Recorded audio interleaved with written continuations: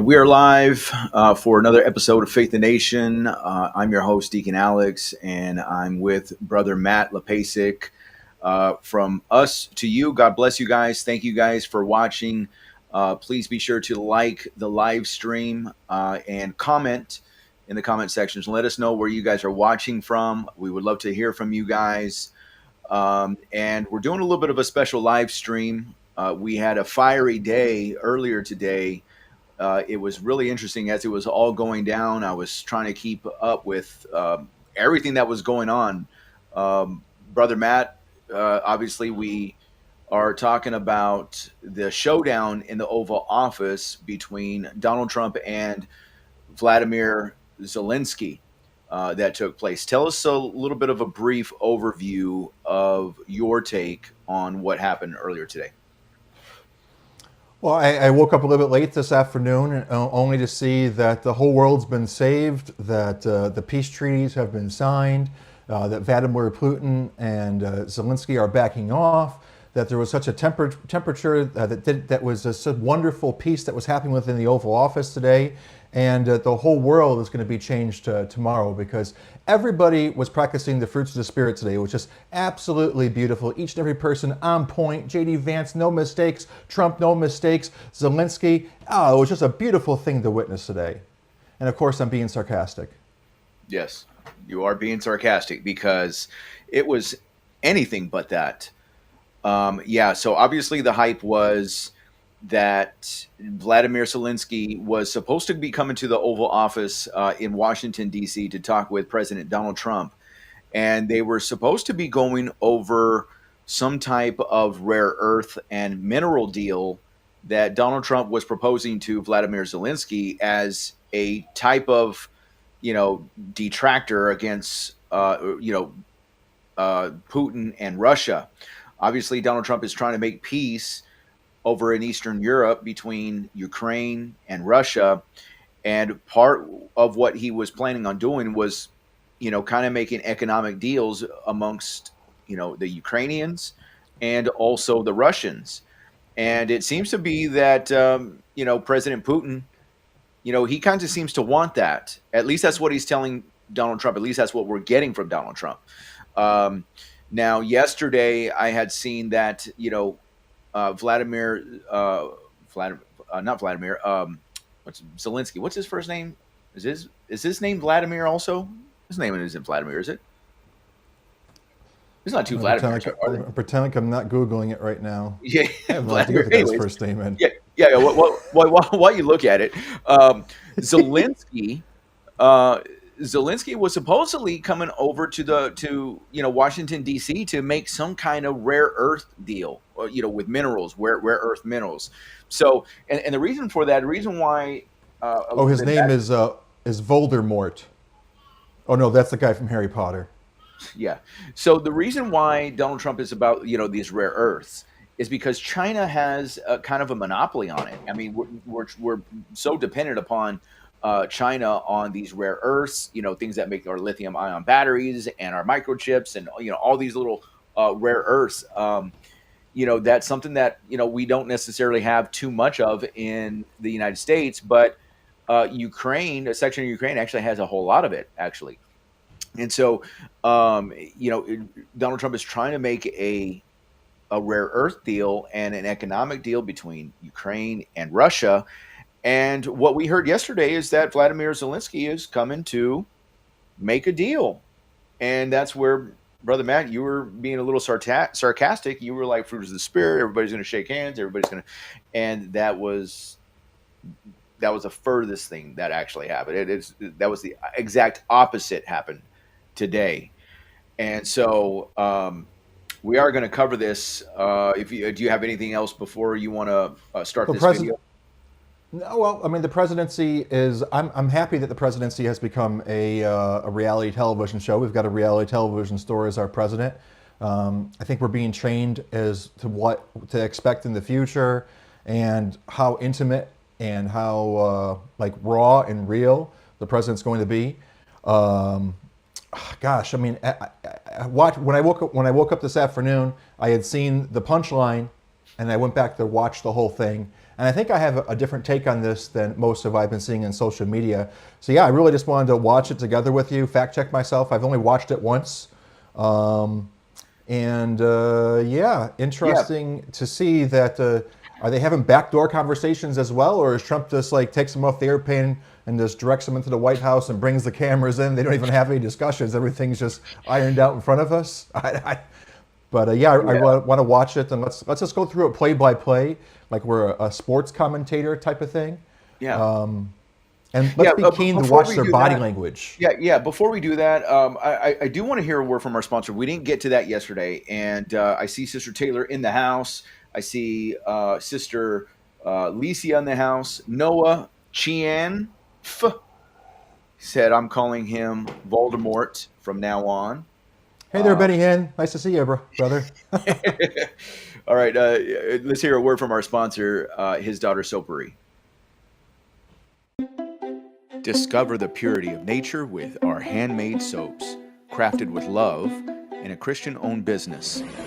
We use only the finest ingredients, infused with organic extra virgin olive oil and organic unrefined coconut oil. Our soaps are free from harsh synthetic ingredients that harm your skin. Embrace the gentle touch of nature on your skin. Experience soaps that nourish, cleanse, and respect your body's natural balance. Man, I got And to we tell also you. we also Go ahead, we also Matt. forgot to say that contained within Taylor's Magic soap is the cure to all blemishes and all acne whatsoever. So if you got dealing with any problems whatsoever, you're going to put that stuff on your face. You're going to immediately break out in hives, but within 3 weeks, brand new skin. We have some in our house. I use the one with frankincense and myrrh. That's just my personal favorite. It's a biblical soap, Christian-owned business. We support Christian-owned businesses. We are a Christian podcast, Christian show, Christian YouTube channel. And so we want to help out our brothers and sisters. Get your soap today. You can use Faith the Nation promo code. Link to that is in the description below. Be sure to check that out. And Hey, I just want to go ahead. can I promote my crosses? Yeah, Okay, so sure. my crosses are now on sale for JesusForProfit.com. That's FORP profit. How do you spell profit? PROFIT, PROFIT. not PROPHET. So JesusForProfit.com. You can pick these guys up. Currently on sale for $499. Use discount ripoff code to save 70%. Okay, for those of you guys that don't know Matt, he's joking. Hey, if you guys are new and if you guys are watching, if you guys are new to the channel, new to the show, please hit hit the like button, hit the subscribe button, bell notification. Also, I just want to quickly mention we are branching a section or a part or a network, so to speak. We actually have our own Faith the Nation YouTube channel, but currently, right now, we're still on the Christ Forgiveness YouTube channel. And I think we'll probably continue that, but be sure to subscribe to our new YouTube channel. Link to that is also in the description. Thank you guys for watching. We're going to play this clip here. And I think I think I need to share it. Give me 1 second. Let me bring this up. And let me know when you got it on the screen, Matt. It's ready. Thank you very much. It's an honor to have President Zelensky of Ukraine, and we've been working very hard, very close. And we've Can you guys hear that? Can you guys hear that? Okay, let us know in the comments if you guys hear that. Okay. each other for a long time. We've been dealing with each other for a long time, and very well. We had a little negotiation spat, but that worked out great. I think for both countries. Hey, is that a undisputed WBC boxing belt right there? What is that? You see that on the left? That's a symbol of the Vatican of Isis Horus Set, I believe. Okay. World, actually. I wonder who brought that belt in. Beyond both You think sides. that's Zelensky? Was he a boxer? And we have something I didn't that notice it. is a very fair deal. And we look forward to getting in and digging and working and getting some of the rare earth. but it means we're going to be inside, and it's a big commitment from the. So, really quick, let me. I can hear it just fine. Okay. All right. Amen. Praise the Lord. Okay. I just want to make sure you guys can hear it. Okay. Yeah, it's a little low, but hey, just as a side note, not to detour, but a sodium-ion battery, solid-state batteries, just been invented with the past 3 months. No longer are we going to have a dependence on lithium and cobalt, actually, which means we no longer have thermal runaway with these batteries. So this whole rare earth thing actually is going to become less and less important over the next course of the year as the advent of sodium-ion. But left field. Wait. Why is that? Well, the lithium, the means of which we're producing lithium iron phosphate batteries and such, which is really significant fire problems with these guys. We've been trying to find solutions called cold state. We're going on for about a decade now, and the sodium ion batteries are now being produced. They don't contain cobalt, which is just basically salt, and don't contain lithium. So, yeah, interesting. Okay. All right. And we appreciate working with you very much. And we will continue to do that. We have had some very good discussions with Russia. I spoke with President Putin, and we're going to try and bring this to a close. It's something that you want and that he wants. We have to negotiate a deal. But we've started the confines of a deal, and I think something can happen. What's that on his shirt, dude? You see that over his chest? Over his left chest? I know, but watch people's body language throughout this entire thing. Look for signs when people want to say something but they're not. When Trump or Zelensky are holding back, when they're biting their tongue, when they're nodding their head, such and so forth. Because for me, this is just going to be a really significant psychological expedition. Because we're going to come to a point where Trump is really playing along nicely, Vladimir's really playing along nicely until everything goes and turns into chaos. Thing is the number of soldiers, mostly at this point, but soldiers being killed. You're losing thousands of soldiers. So on both sides, we're losing a lot of soldiers, and we want to see it stop, and we want to see the money get put to different kinds of use, like rebuilding. And we're going to be working very hard, but we've had a lot of very good conversations. I will say until we came along, the Biden administration didn't speak to Russia whatsoever. They didn't speak to anybody. They just allowed this to continue. And I will say that, I'll say in front of you, you've heard me say it 1,000 times, if I were president, this war would have never happened. We would have had a deal negotiated for you without having to go through what you've gone through. But your soldiers have been unbelievably brave. We've given them great equipment, but somebody has to use the equipment. They've been unbelievably brave. And we give them great credit. This was supposed to be over very quickly, and here we are 3 years later. So I give tremendous credit to your generals and your soldiers and yourself in the sense that it's been very hard fighting. And everybody that's been coming into the Oval Office and meeting with President Trump, he's been just as respectful towards as he is with Zelensky. You've got all the different world leaders have been coming. You've been seeing criticism of how he's saying that they're good people, even when they're sort of monstrous. So starting from the front, everything here is quite respectful, quite nice. Not trying to cause a fight. Proud of them from that standpoint. But now we want to get it over with. It's enough, right? We want to get it over with. So. It's an honor to have you here. Thank you very much for coming. We're going to sign the agreement at the conference in the East Room in a little while, right after lunch. And we'll be having lunch together. We're also discussing some other things.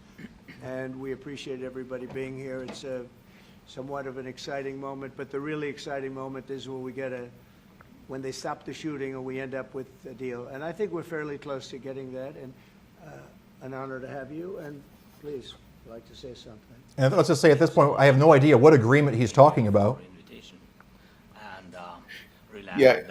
Let me do this, bro. The volume's just really low on this. I pulled it up on. Let me just let me see. Share this tab instead.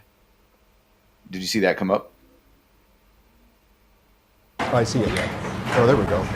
That louder? Well, thank you very much. It's an honor much to have. better. He wants. We have to negotiate a deal. Yeah, let me just get to fast forward. States, and we need licenses for quick production of air defense. Even after the war, we need our nation to be calm, that we are secure. So that's why we need this air shield. And of course, Air shield. about this, I want to speak about the contingents. I think that France and UK already spoke to you, and we know that Europe is ready, but without the United States, they will not be ready to be as strong as we need. And the last point, last not least, about exchange, about our people and children. And you know that these crazy Russians, that they stolen 20,000 of children, Ukrainian children. They changed their names, they changed their families, relatives, and now they're in Russia. We want to bring them back, and really, it's a big dream, task, and goal for me, and our warriors.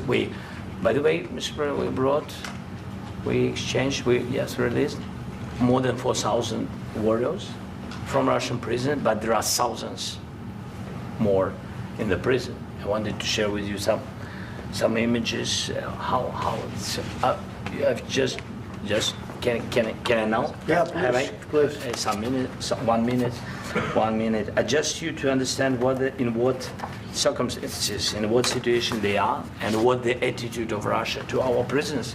That guys, just you before and after.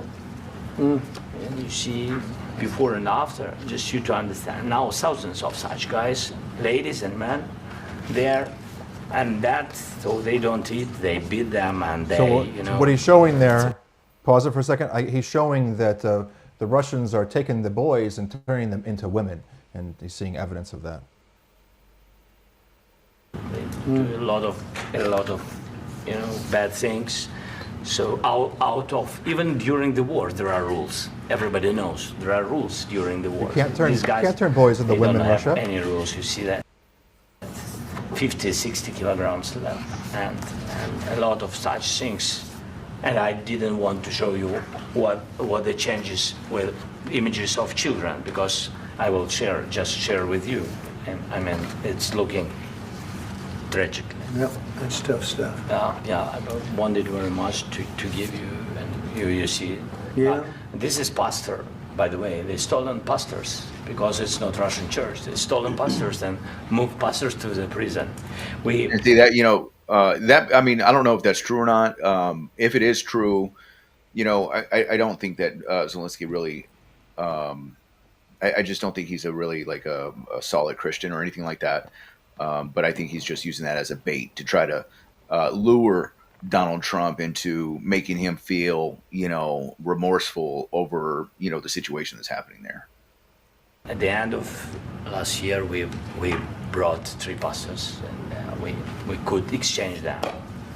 And this is pastor, you see. Pause that. Yeah. So at the end of last year, he said, we also kidnapped 3 pastors, and we could exchange them. Wait. Yes. He didn't say kidnap, but he said we also brought 3 pastors and we could exchange them, because there are reports that said they were doing the exact same thing as what I had heard as of like 3 months ago. Let's see. And you see. Yeah. This is pastor, by the way. They stolen pastors because it's not Russian church. They stolen pastors and moved pastors to the prison. At the end of last year, we brought 3 pastors, and we could exchange them. Oh, so he stole 3 pastors too. He abducted 3 pastors too. See, yeah. God help us. And this is That was a pastors. swift way of saying it, though. Yeah, A really sly way of. He stole 3 pastors, but we just brought them over. We brought 3 pastors. we put the bags over the pastor's head in the middle of the night, and they took 2, so we took 3. We brought them over. We feed them ho-hos all day. They're taking care of it very good. Yeah, that's tough. Yeah. So I mean, this I wanted to show you, and this. So thank you very much. We want to get that ended, right? Yeah. Of course. We And I want. think we will. And We have to, of course. do you have any questions, please? Mr. President, Thank you, Mr. President. With the, how much money is the U.S. going to put into the fund that is being created today, and how does this provide long-term security? Let's for pause it Ukraine? for a second. Okay, so now this is where we've got new media in that room, old media, legacy media. If we're so concerned with creating world peace, we would want to make sure that our questions really help further this very delicate discussion that they're having, this very delicate negotiation.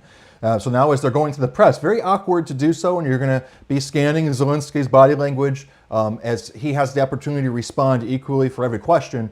But just listen to the questions they're being asked and think of yourself, what is the heart of these reporters? Even us on the right. These are a lot of right-leaning reporters over here. Are they trying to create a problem, or are they trying to fix a problem? Where is their attention? Where's their eye at on the ball?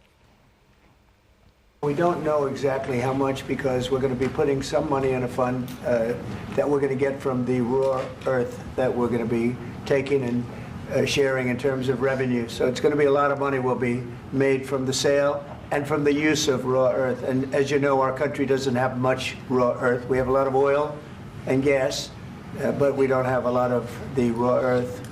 And what we do have is protected by the environmentalists, but that can be unprotected. But still, it's not very much.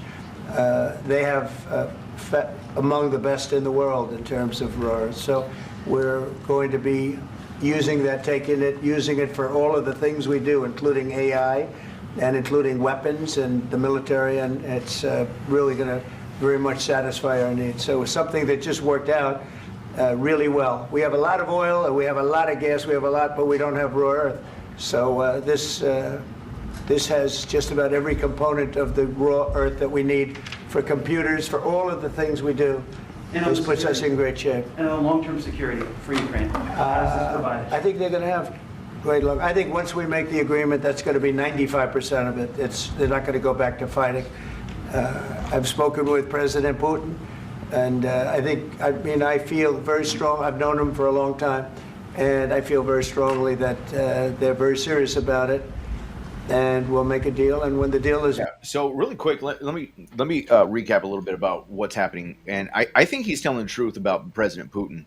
I think he has been talking with him, and I think President Putin does seem to want to go ahead and come up with some type of a ceasefire peace deal.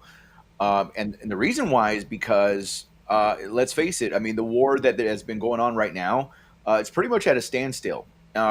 People are dying on both sides, and Trump is right. People are just dying, and nobody's really. It's kind of a stalemate. It's just really stale. Nobody's gaining ground. Nobody's doing anything except killing each other. And I think President Putin knows that, and so he's looking for a way to save face, have a good standing with his a constituency in Russia, and he's looking for obviously a good deal. And I think that Russia really has the leverage, to be honest with you. I mean, I think they have the leverage. They have land that I think that Ukraine isn't going to get back. Okay. And that is what's called the right of conquest. When, someone comes into a war and oftentimes they take over, if there's a war, well, that's kind of just how it goes. And so, the thing about Ukraine is Ukraine has been a chess piece that Europe and the global elites have been using to actually fight against Russia. Why? Because they had the numbers, they had the amount of people. There's just a lot of people in Ukraine. But the problem is that they didn't have the military. They didn't have the weaponry. They didn't have the tanks. They don't have the missiles. They don't have the rockets. They don't have all this stuff. So Zelensky was trying to get into NATO. Well, NATO is basically Russia's greatest enemy, and Ukraine borders Russia. And so Russia was like, no, we can't have this, and that's actually an agreement that Ronald Reagan made with Gorbachev back in, I believe it was the 80s, where there was an agreement that NATO wouldn't go 1 inch closer to Russia. But after all these years, another country and another country was added to NATO, another country, and Russia was like, hey, man, what's going on? You guys are getting closer. We're breaking the deal. And just another country. And Zelensky wanted to get into NATO, and he's bordering Russia. And the problem with that is if there is any type of conflict between another foreign adversary with NATO, then there's, I believe it's Article 5, which would activate all of NATO. So in other words, if one country invades even the smallest, let's say Hungary, who is part of NATO, who doesn't really have an army, but if someone invades Hungary, then they just picked a war with the entire NATO community, which would include the United States. And so that's why Ukraine is such a number one. It's a chess piece for the globalists to start World War III. Okay, so I want you guys to understand that that's what the globalists want. They want to take out Putin. They want a globe. The globalists. They want a whole globe, and they see Russia as one of their biggest adversaries, and they're using the amount of people that Ukraine has to try to weaken Russia. And so that's kind of a synopsis of what's going on. Let me play this. Made. I don't think we talk about security. Everyone's talking about the other day. All they talked about was security. I said, let me make the deal first. I have to make the deal first. I don't worry about security right now. We have to have a deal because right now, last week, 2,000 soldiers died on both sides. 2,000, and they're losing 1,000, 2,000, 3,000 a week. So as we sit here and we talk, people are getting shot and dying on the battlefield. And, they're not American soldiers, but they're Russian soldiers and they're Ukrainian soldiers, and we want to be able to stop it. And we want to be able also to spend money on other things. We don't want to, this is a tremendous amount of money, and what the Biden administration did was terrible. They were giving money, but he had no security on the money.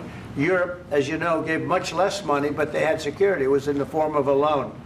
They get their money back, and we didn't. And now, at least we're protected because the American taxpayer has to be protected too. But this is an incredible agreement for Ukraine because we have a big investment in their country now, and what they have, very few people have.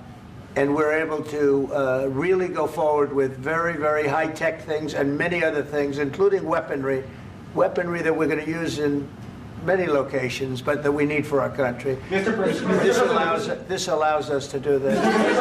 will you continue? I'm sorry. Military aid. Yes, go ahead, please. If I can just, yes. In the document, there is one of the very important points. If we speak about business and investment, we never had LNG terminals in Ukraine. This document will open. I mean, the next documents, but anyway, here we see in the framework, we see a really good will for this. LNG terminals for us is very important, and I think for security of European continent. We have the biggest storage, gas storage. We have the biggest in Europe.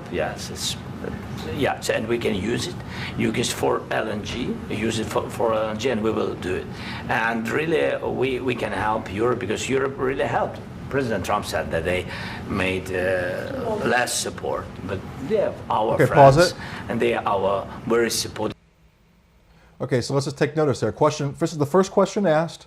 Trump answered it, and now Zelensky didn't have a chance to respond to it. And they were about to just continue moving on to the next question. And Zelensky said, no, I want to address this. Okay, so this is the first question. And that's important for as we see how this TKO is about to develop. Go ahead. Partners, they really gave a lot, Mr. President. They did. They gave a lot, but they gave much less. No. Much less. No. No. Okay. See, that was cute. Here's a moment of cuteness. That was opportunity. These guys are getting along. They had to scream, but no, the comedian's coming out of this guy. And by the way, I'm not a fan of Voldemort, Zelensky over here. I know that this guy is absolutely a shadow, as a puppet of the United States government's regime and influence. But we want to just, if we're negotiating in front of the entire world, right? One of the great attributes of Trump is the ability to make friends with people that we shouldn't be friends with. So right now these guys are friends, and he put his comedian hat on there for a second. No, perfect. Everything's beautiful at this point, I think. Putin and President Zelensky. Yeah, please. Mr. President Trump, you have repeatedly called the deal with Ukraine as a historical one. And as a President of the United States, you make historical decisions in other issues which affect America and other world. So what place in the world history do you want to take? And do you associate yourself with any famous historical figures? It's kind of a weird question. Yeah, I'd say George Washington, Abraham Lincoln. I would say I'm far superior to George Washington and Abraham Lincoln. Now, you know I'm only kidding, right? Because when I say that, the fake news is going to go wild. They're going to say he considers himself to be better than Washington. But you never know. This is You what we never need know. for peace. This is the temperature for peace. This is the temperature that works for peace. Okay. Right. This is where if you Make people if you don't smile, go. make people feel comfortable. And, This is the McDonald's guy. You know, the guy at the McDonald's drive-thru that we all loved. yeah, or in the garbage truck. This is garbage. Or in the garbage truck. This is the change Trump by the bullet that almost sent him in his head. Yeah. Compare myself to anybody. I'm here to do a job. We've had a great 35 Stupid days question. or whatever it might be, a month, a little more than a month. Yeah, I mean, it has nothing to do with what's going on. It's just like a de facto, like Where's your heart? Where do you care about these negotiations happening in front of the American people? It's like keep your mouth shut, which the such guy stupid sounded like questions. a foreigner. To be honest with you, like he didn't even sound like he was American.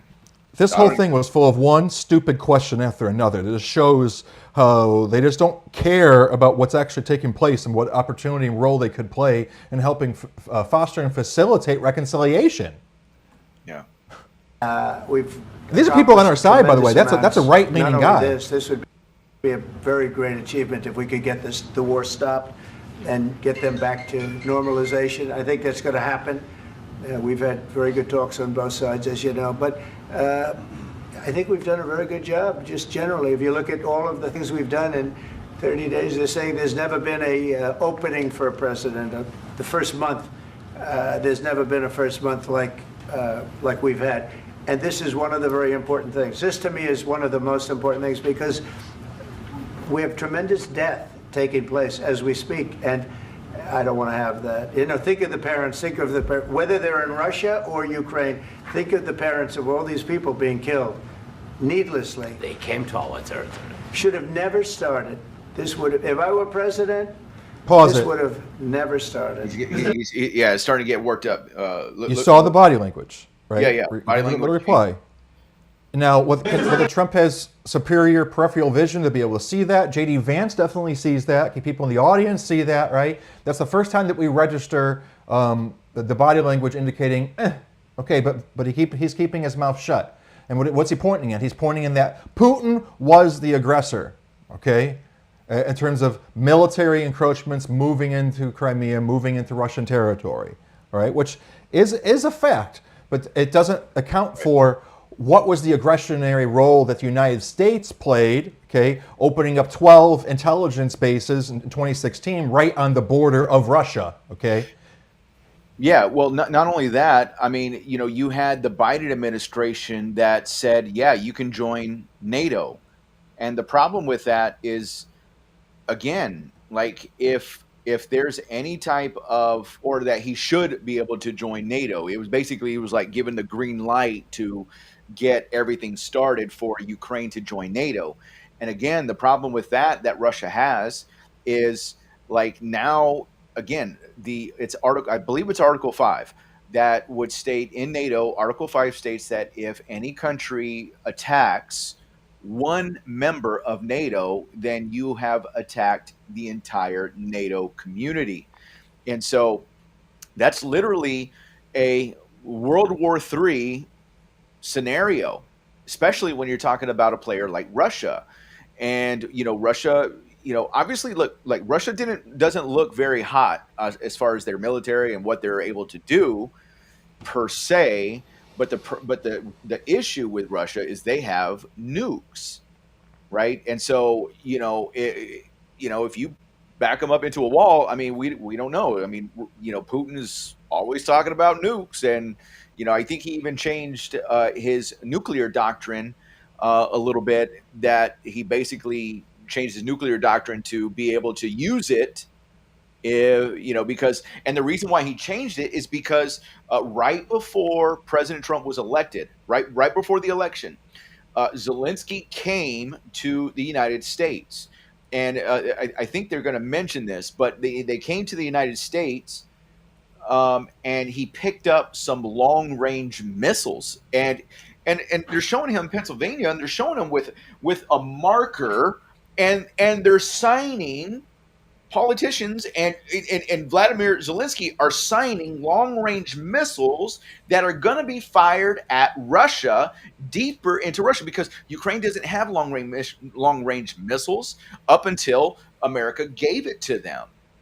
And so that's when Vladimir Putin changed his nuclear doctrine. And so, there's a bigger threat of nuclear war because America was funding Ukraine under the Biden administration, under the globalist agenda.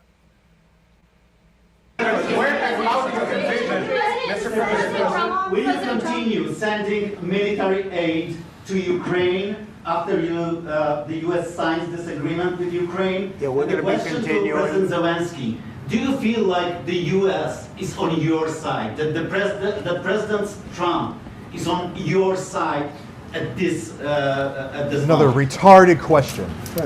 Oh man. What do you think? He wants to know, do you think that, sort of a stupid question. No, call it out. I guess we wouldn't be here if I wasn't. I think that the United States on Look our at his side from the face. very beginning. He's like, Look at his face. who, Trump or Zelensky?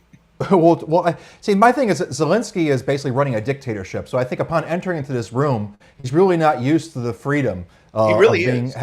having all of these people and all these different voices. Now, Trump is the supreme commander, and he's used to having all these media personalities around him. And he knows that he's not just about to get all these prescribed questions by pre-nominated people, right? So he's just easing into this because he's always used to being in front of puppets. Yeah, and he really is, because like as soon as the war started, they went into what is it? What is it when martial law, right? And there's no election. They can't have election right now because they're in war, and so he's just riding the coattail of being the president of Ukraine, riding the coattails of receiving all this money and funding from all the really mostly from America. America has been footing the Ukraine war more than all other NATO countries. We got to remember, Go ahead. Well, I just want to say we got to recall, because what happens is I remember little tidbits of what I've heard over the past, right? So this afternoon I went back and did a little bit more research to remind myself, and you got to put yourselves in the mindset of Putin as the leader of his country and having to protect it. And when the United States and the CIA started training on his border, okay, starting in 2015. The Ukraine military intelligence sought U.S. partnership, leading the CIA training, funding, and the construction of facilities, including what is now known as a network of 12 secret spy bases along Russia's border. Okay, and this started around 2016, with units like the Elite Unit 2245 trained to capture Russian technology for reverse engineering, a fact confirmed by the 2024 confirmed in 2024 by the New York Times. Okay, so this is a radical proxy government of the United States, who we know over the past 4 years is basically been in the hands of this New World Order. And Putin is supposedly not in bed with the New World Order oligarchs and the New World Order elite. And through the Ukraine, the United States, which is taking all of the beatings, it's the face of the New World Order per se. And what they want is to destroy the United States through this New World Order mechanism, so that we become the eternal scapegoat. All right. So we're moving our proxy forces closer to their border, and then. So this really needs to be examined as was Putin truly the aggressor by trying to take out those 12 CIA intelligence bases that have been established there, and the United States been in there training these Ukrainian people to facilitate the theft and the monitoring and the spying on Russia. Yeah. Okay. Beginning of occupation. And I think that President Trump on our side, and of course, I'm sure that the United States President will not stop support. This is crucial for us. It's important for us. Yes. And Putin, the president speaks about the people and the soldiers which are dying, but they came to our territory, they came to our land. They began this war, and they have to stop. And I think this is the question, with really the most important question. Can President Trump, I hope yes, with some other allies, to stop Putin, withdraw these enemies, our enemy, withdraw these troops from our land? And I think that you asked about the history, I think that if President, or when, he will stop Putin, if President Trump will bring peace to our country, I think he will be on this wall. I think. We've had very good. Oh, it was kind of sucking up a little bit there. Nothing mean there, right? He's just saying that Putin's the aggressor, and I think that President Trump is trying to help make Putin back off, right? And you see Trump's body language where he knows full well that this is not about one person just backing off. You guys both got to call it quits. I'm telling you what to do. This is what you have to do. And he knows that Trump right now in the United States is fully responsible for the funding, and they wouldn't have been able to make any advancements if they have had. So Trump is just saying, this is over. You're done. Whether Putin decides to back off or not, this is ending. Yeah, and he's just not willing. I think he's so the thing with Zelensky and Ukraine is right before this meeting, he met with a lot of the people from NATO in the European continent, in Europe, right before this meeting. And I guarantee you that, which most of them are probably globalist elites, right? Globalist puppets. And I guarantee you that they were basically coaching Zelensky. We got your back. We got your back. You go tell Trump, this, or you do this, and we got your back. We got your back. I almost guarantee you, because Donald Trump is not for this globalist agenda. He's more of a nationalist. He's an American first American president. He's not a globalist American president. And stopping escalations that coincide with globalization. And so, the globalists don't like it, because they obviously they have a different agenda. They have a different idea on how the world should be ran. And Donald Trump, it does not fit the bill. He wasn't supposed to win. He was supposed to be, number one, he was supposed to be taken out. I mean, if we really want to get real and get truthful with you, he was supposed to be taken out, and they failed. And he's in office. And so it's like, now what do they do? So, and it's a catch-22, because he knows the United States is responsible. The reason why he can say that this wouldn't have happened when I was in office is because the United States is responsible for starting this proxy war. And that's why he wouldn't have made those decisions. And that's why they tried to smear him with this Zelensky conversation as soon as he got in office in 2016, because those advancements on the border over there into Russia had started from 2015 before he got into the presidency. So don't mistake it and think that it was Trump that started any of these escalations whatsoever. He was trying to stop all of it, recognizing that Putin had an appropriate claim, right? He had an appropriate beef with Ukraine, an appropriate beef with the United States because of it. And we're lucky that Putin is fearful, of how evil the United States of America had become. Yeah, 100%. This war would not have happened if Donald Trump was still president. Well, if he had continued his consecutive terms. But obviously now there's a war happening, and now Donald Trump is really trying to end it. And I truly believe that is Donald Trump's heart in this matter. I truly believe he is trying to be a peacemaker. The body language speaks for itself. It really does. I mean, for me,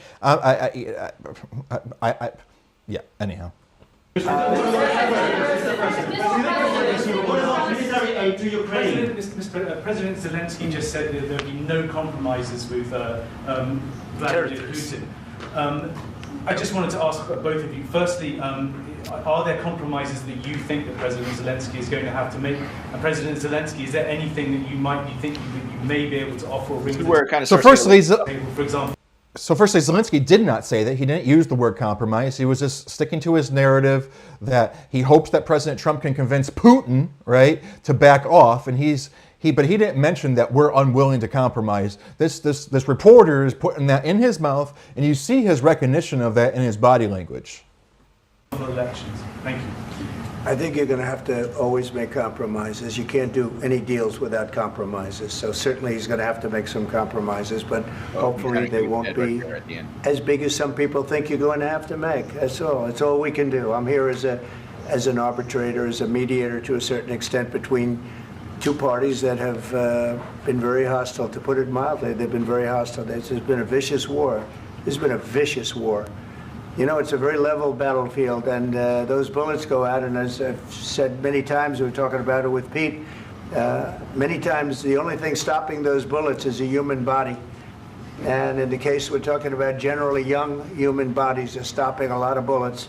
It's dead level. That's why it's great farmland. It's great land. It's great farmland, but there's very little protection against the bullets that are being, and other things that are being shot. So all I can do is see if I can get everybody at the table and get an agreement. And I think we're going to end up with an agreement. Otherwise, I wouldn't probably be even here today. Okay, pause it.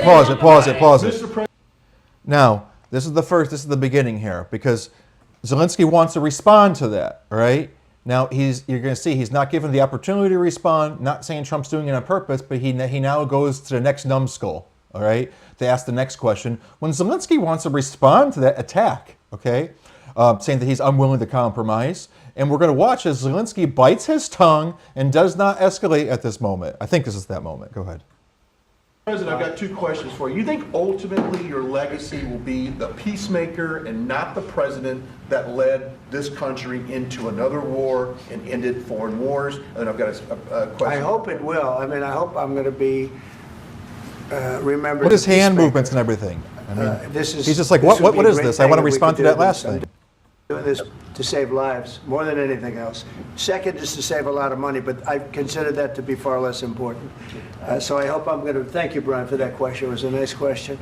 I hope I'll be known and recognized as a peacemaker. This would be a great thing to solve. This is a very dangerous situation. You know, this could lead to a third world war. This was headed in the wrong direction. If this election were lost, if we didn't win this election, and we won it by a lot, that was a mandate. We won every swing state. We won the popular vote by millions and millions of votes. We won everything. The districts, you look at the areas of red, take a look at a map. This was a big mandate, and this was one of the things. I said, we're going to get this thing settled.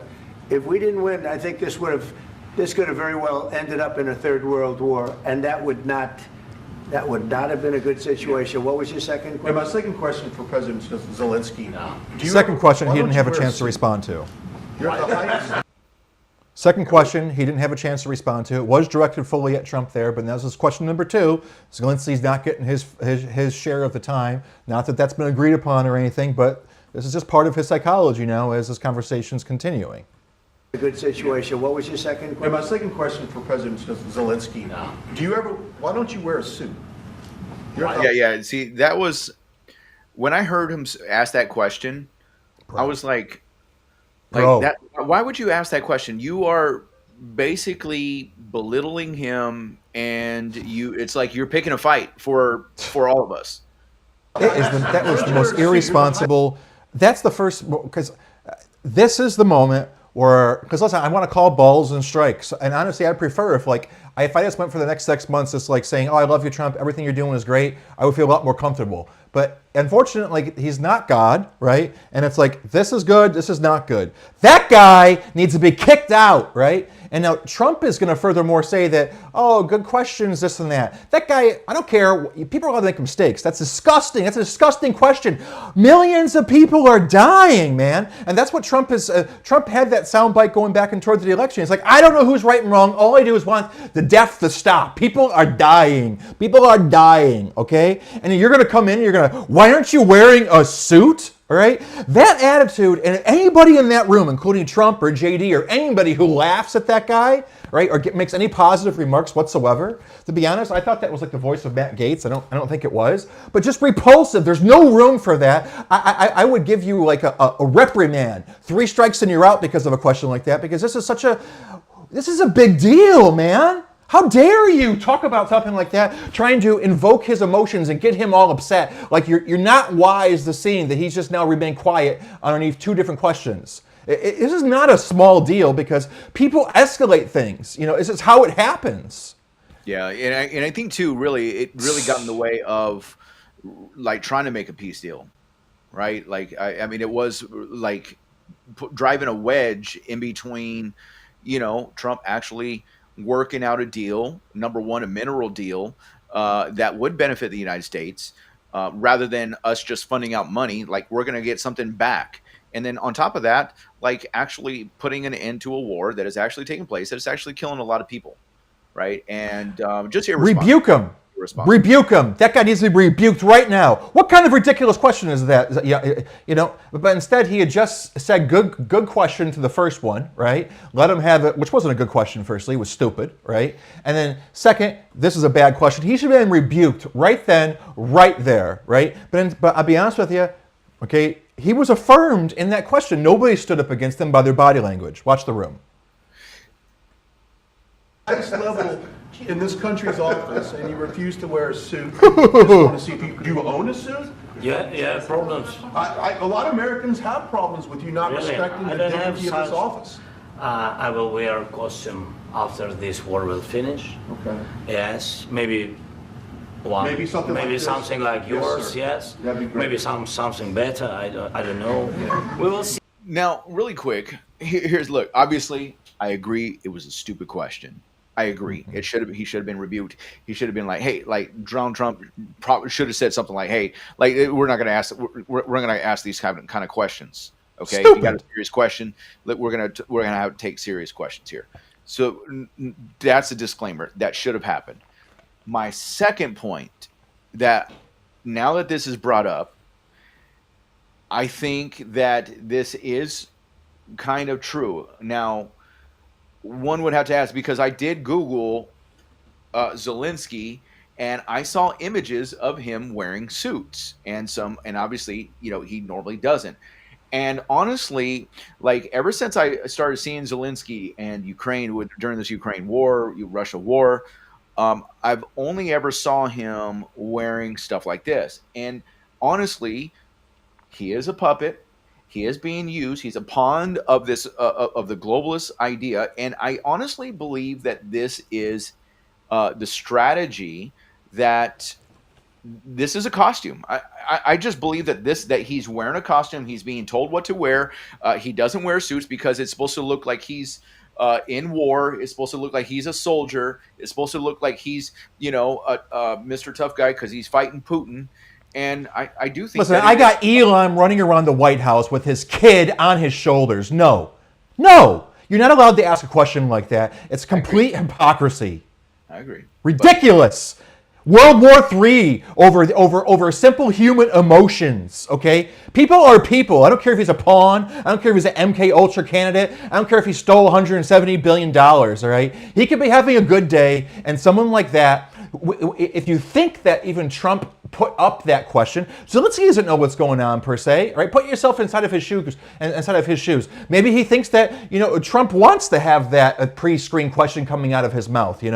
I don't know, but that's not responsible journalism when we're trying to be a good representation of the world and be a peacemaker here. Trump's going above and beyond with his garbage truck, McDonald's personality. Praise God for it, all right? And that pig just messed it all up. I agree. Again, just a disclaimer. I was saying, yes, it was totally irresponsible. No, I know. I only bring that to the surface because I just think that that's somewhat true, that he is probably told to wear this, and it does not excuse the question. It should have never been asked. Yeah, that guy's trying to get like a post for his, Yeah, he's trying to get a viral. Oh, I asked the question. I'm the one that brought it up. Yeah. Not on our blood. These are people. These are human beings. You're trying to get some sort of viral post. I don't care who you are, right or left. Amen, Matt. Okay. something cheaper than, yeah.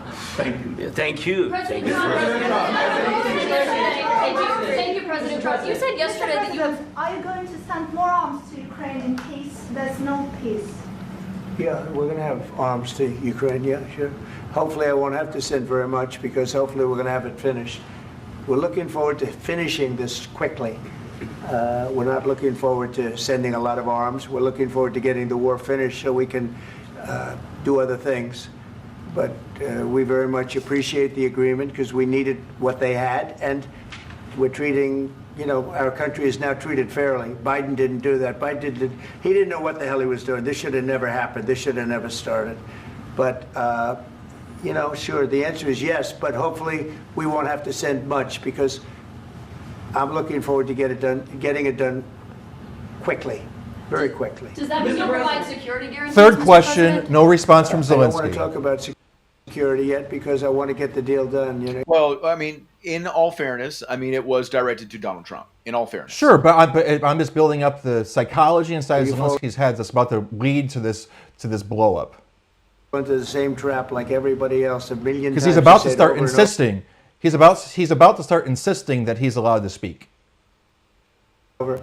I want to get the deal done. Security is so easy. That's about 2% of the problem. I'm not worried about security. I'm worried about getting the deal done. The security is the easy part. Security is very nice. Everybody stopped shooting. And now will Europe put people there? I know France is going to. I know the UK is going to. I know other countries are going to, and they happen to be right next door. We haven't committed, but we could conceivably. You know, we have security in a different form. We'll have workers there digging, taking the raw earth so that we can create a lot of great product in this country.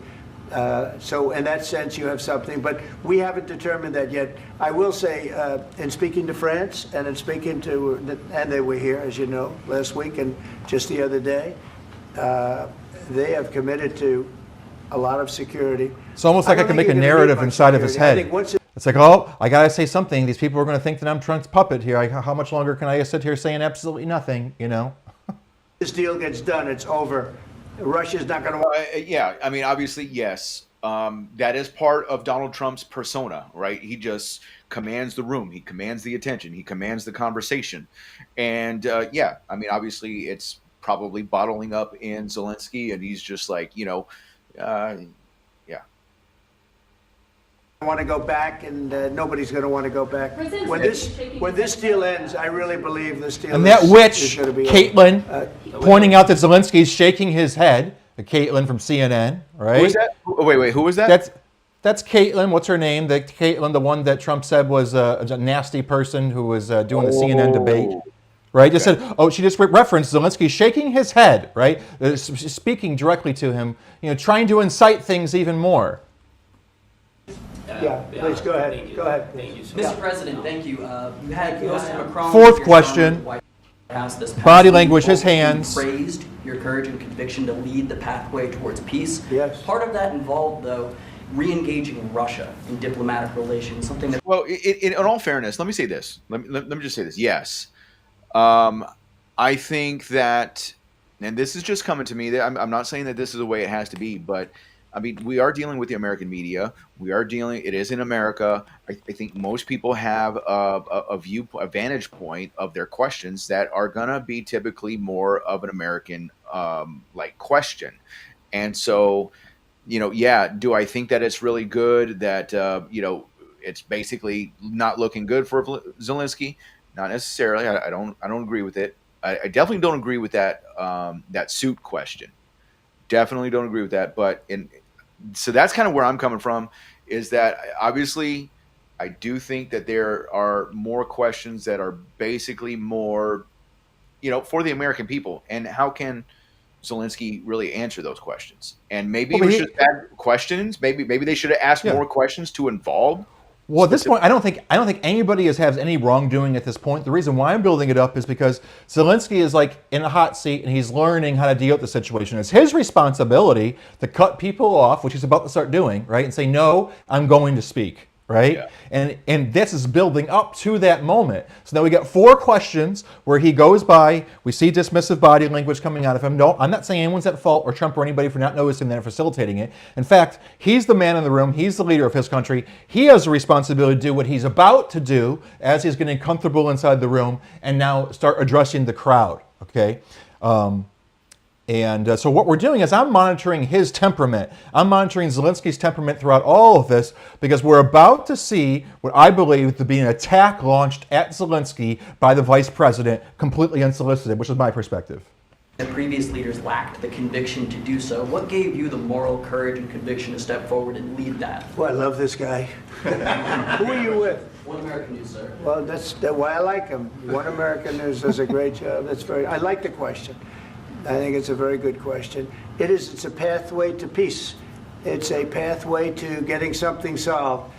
And I feel that as the head of this country, I have an obligation to do that. Plus, we're very much involved. We got involved. It's too bad we got involved because there should have been no involvement because there should have been no war. And there shouldn't have been October 7th. That would have never happened. As you know, Iran was broke. They had no money to give to Hezbollah. They had no money to give to Hamas. They were stone cold broke. And then under Biden, they became rich as hell. They went from no money to $300 billion in a period of 4 years. And they gave a lot of that money away, and you see what happened. And that's a real mess also that we hope to be able to solve. So pause it for a second. No, So again, that question being directed at Trump specifically again, but now Trump in his answer, he's stating things, right? And now Zelensky wants to respond according to what Trump is saying. The question wasn't directed towards him, but he's offering a certain narrative. But Zelensky multiple times sitting there remaining quiet, remaining respectful, in my opinion, aside from some body language, which is certainly being seen by J.D. Vance. I appreciate your question very much. I feel I have an obligation to try and do something to stop the death. If I can answer. Yes, if I can answer. Sorry. Please. And I do like your clothing, by the way. Yeah, really? Even though I think he's a great guy, by the way. But I don't know if you two like each other. But you know what? I think he's dressed. I like this guy. I don't. Well, he's trying to soften it up a little bit. I think he's dressed beautiful. So, garbage man Trump. I have more. Right. I have more serious things than answer on such questions. Nice pat on the back. That's key. Yeah. That's it's a. We're peacemakers, man. We're peacemakers. It's an act. It's an art form. There's an eloquence. There's a sincerity. There's all of this mixed involved. But you have to be trying. Like what has Elon been saying recently? We have to care. We have to try. Right. This guy is trying. He was certainly compensating. Yeah. Competence and caring. I can. Yeah, so please, about security guarantees and about winks at him. We can't just speak about ceasefire and speak. No. It will not work. Just ceasefire will never work because I'm like a president. I have this experience and not only me. I'm like a president, only I'm a dictator. For my presidency from the 2014, Putin broken 25 times. 25 times. He broken his own signature. 25 times he broken ceasefire. But he never broke to me. He never broke to me. No, you were the president. You were the president during. He never broke to me. In 2016, you've been the president, Mr. President. You've been the president, but he. Okay, let's pause it. He had. This is an important moment. Okay, this is a point in time where heating up a little bit. Heating up, and let's just say that if people get upset that he's having a back and forth dialogue right now. Trump and the administration is one that chose to come put him in front of all these cameras and do all this, right? So I don't know how you can throw egg at Zelensky, even if he's a puppet, which we know he has all this type of jazz. I mean, there's nothing wrong with him having his back and forth. If you didn't want it to happen in front of the American people, then don't put it in front of the American people. I'm glad you did, but you got to call a spade here. Yeah. Of course, not with you, but he had during those periods he had conversations with our side. And we had Normandy format, the France, Germany, Ukraine, and Russia. And he broken 25 times. That's why we will never accept just ceasefire. It will not work without security guarantees. Security guarantees, maybe President is right. Pause it. These documents. Big deal. We will never accept just ceasefire. This is very. Trump did not want to hear that. Right. No. Because what is he saying? He's saying what he said previously is that no, Putin is the aggressor. He started this. He started it first, Dad. Putin started it first, right? He's got to now withdraw, right? And he's saying ceasefire is not going to be enough. Document another, but this document is not enough. Strong army is enough because he's strong army is enough. In other words, this is what Zelensky wants. Is he wants NATO troops or American troops in Ukraine? That's what he wants. He wants NATO to be involved.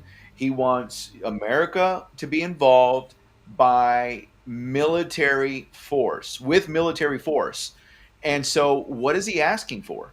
He's asking for, again, I say NATO Article 5. Matt, if you can get that for me, grok it, Google it, whatever.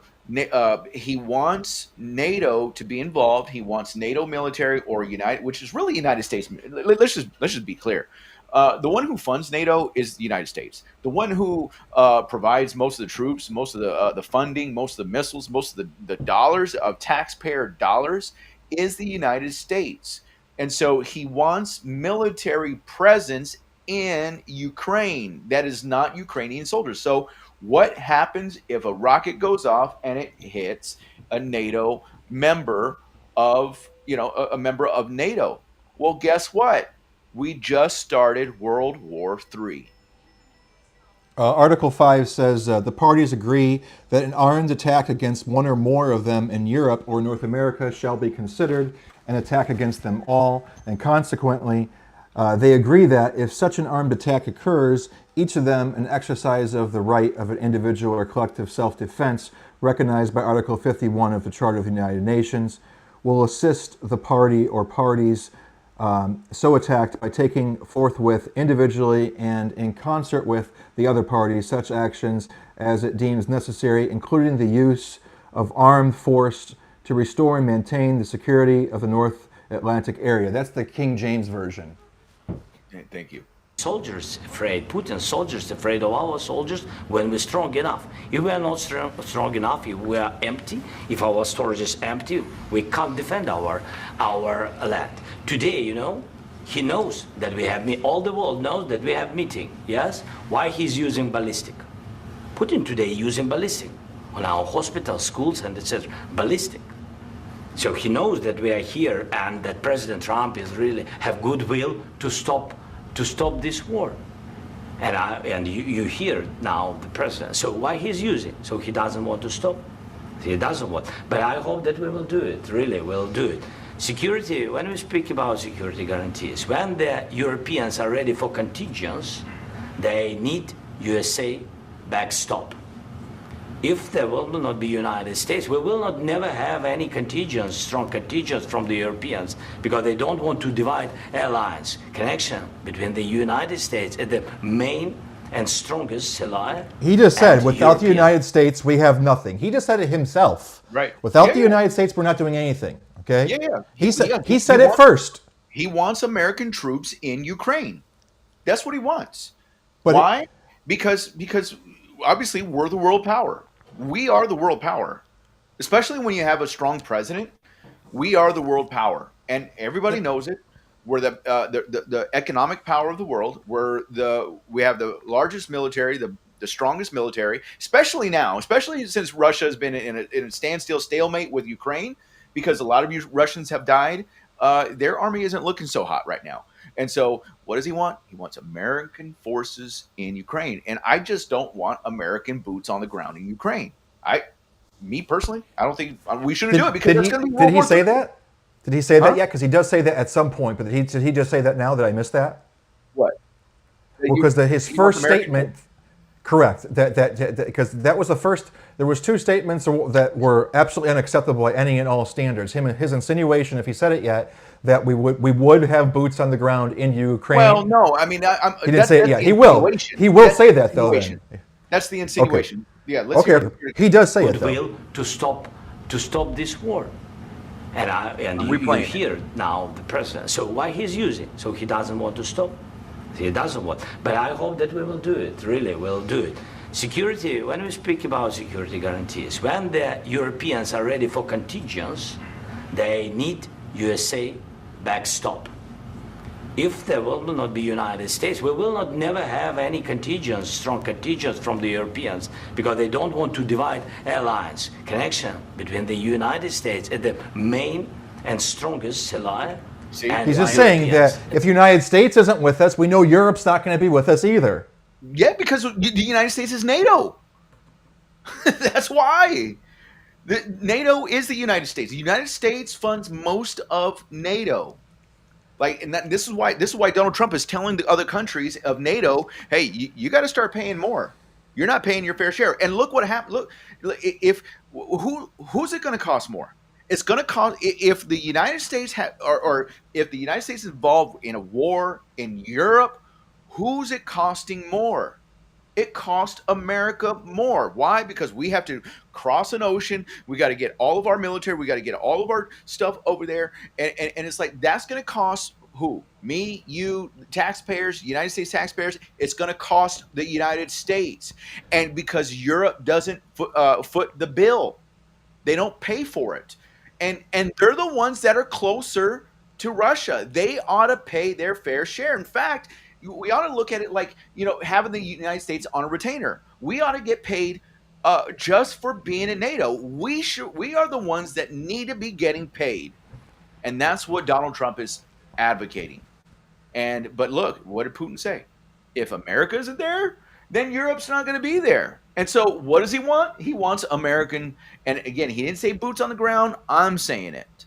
No, but he does. He does. He's going to. That's one of the first things that Trump is even respectful. Trump's going to sit through him saying that, not cause a whole beef, right? Bite his tongue. You'll see aggressive body language. Of course, yeah. And that was completely inappropriate, what him to say that. But what I love about my president is he didn't flip out in that moment. He was being diplomatic and presidential, and we haven't gotten there quite yet. But yeah, let's go. Yeah, and this is crucial. This is important. That's what we want to speak about very much. This is very important. And actually, pause it for a second because I forgot what I was going to say. So just like I'm just thinking, playing devil's advocate, and not even doing that, but trying to think of what are Trump's thoughts as he's talking right now, and he's basically like, that we started this whole thing. This is an Obama war, okay? That we're responsible for pumping you up, and you're going to tell me you're now going to dictate the terms of all this thing when we started this aggression towards you, okay? No. You're not going to get any securities for it. You're not going to be dictating what the terms are, all right? We started this game through you. You know very well that you're our puppet, okay? And you're going to do what it is that we say. And I was never with that Obama administration. This is the restored United States of America. I can't exactly admit that we're a treasonous bunch of garbage over here that started this war. But in so many words, you're going to stop this, and it's not going to be about Putin simply backing off, right? Yeah. Playing. So, air defense, really, we have big deficit with all these systems, and we need to provide this. We need it very much. Otherwise, He's got broken English. Obviously, he does. It's not his first language, but so he's like, we need to provide. No, what he's saying is that America needs to provide this. He's talking about he wants an Iron Dome like Israel. That's what he's talking about. This he said air shield, right? Or because he doesn't really know what to really call it. It's a missile defense system. He wants an Iron Dome, essentially, is what he wants. And who's he looking for to pay for the bill? The United States.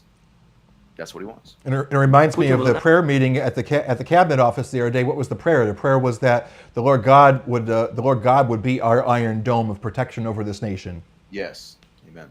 Never stop, and we'll go further and further. He doesn't want. He hates us. It's not about me. He hates Ukrainians. He thinks that we are not a nation. He thinks, and he shared these thoughts. I think maybe with your team also. I don't know, but with all the Europeans. In media, officially and not, he always said that there is no such country, such nation, such language, and such life like Ukrainian.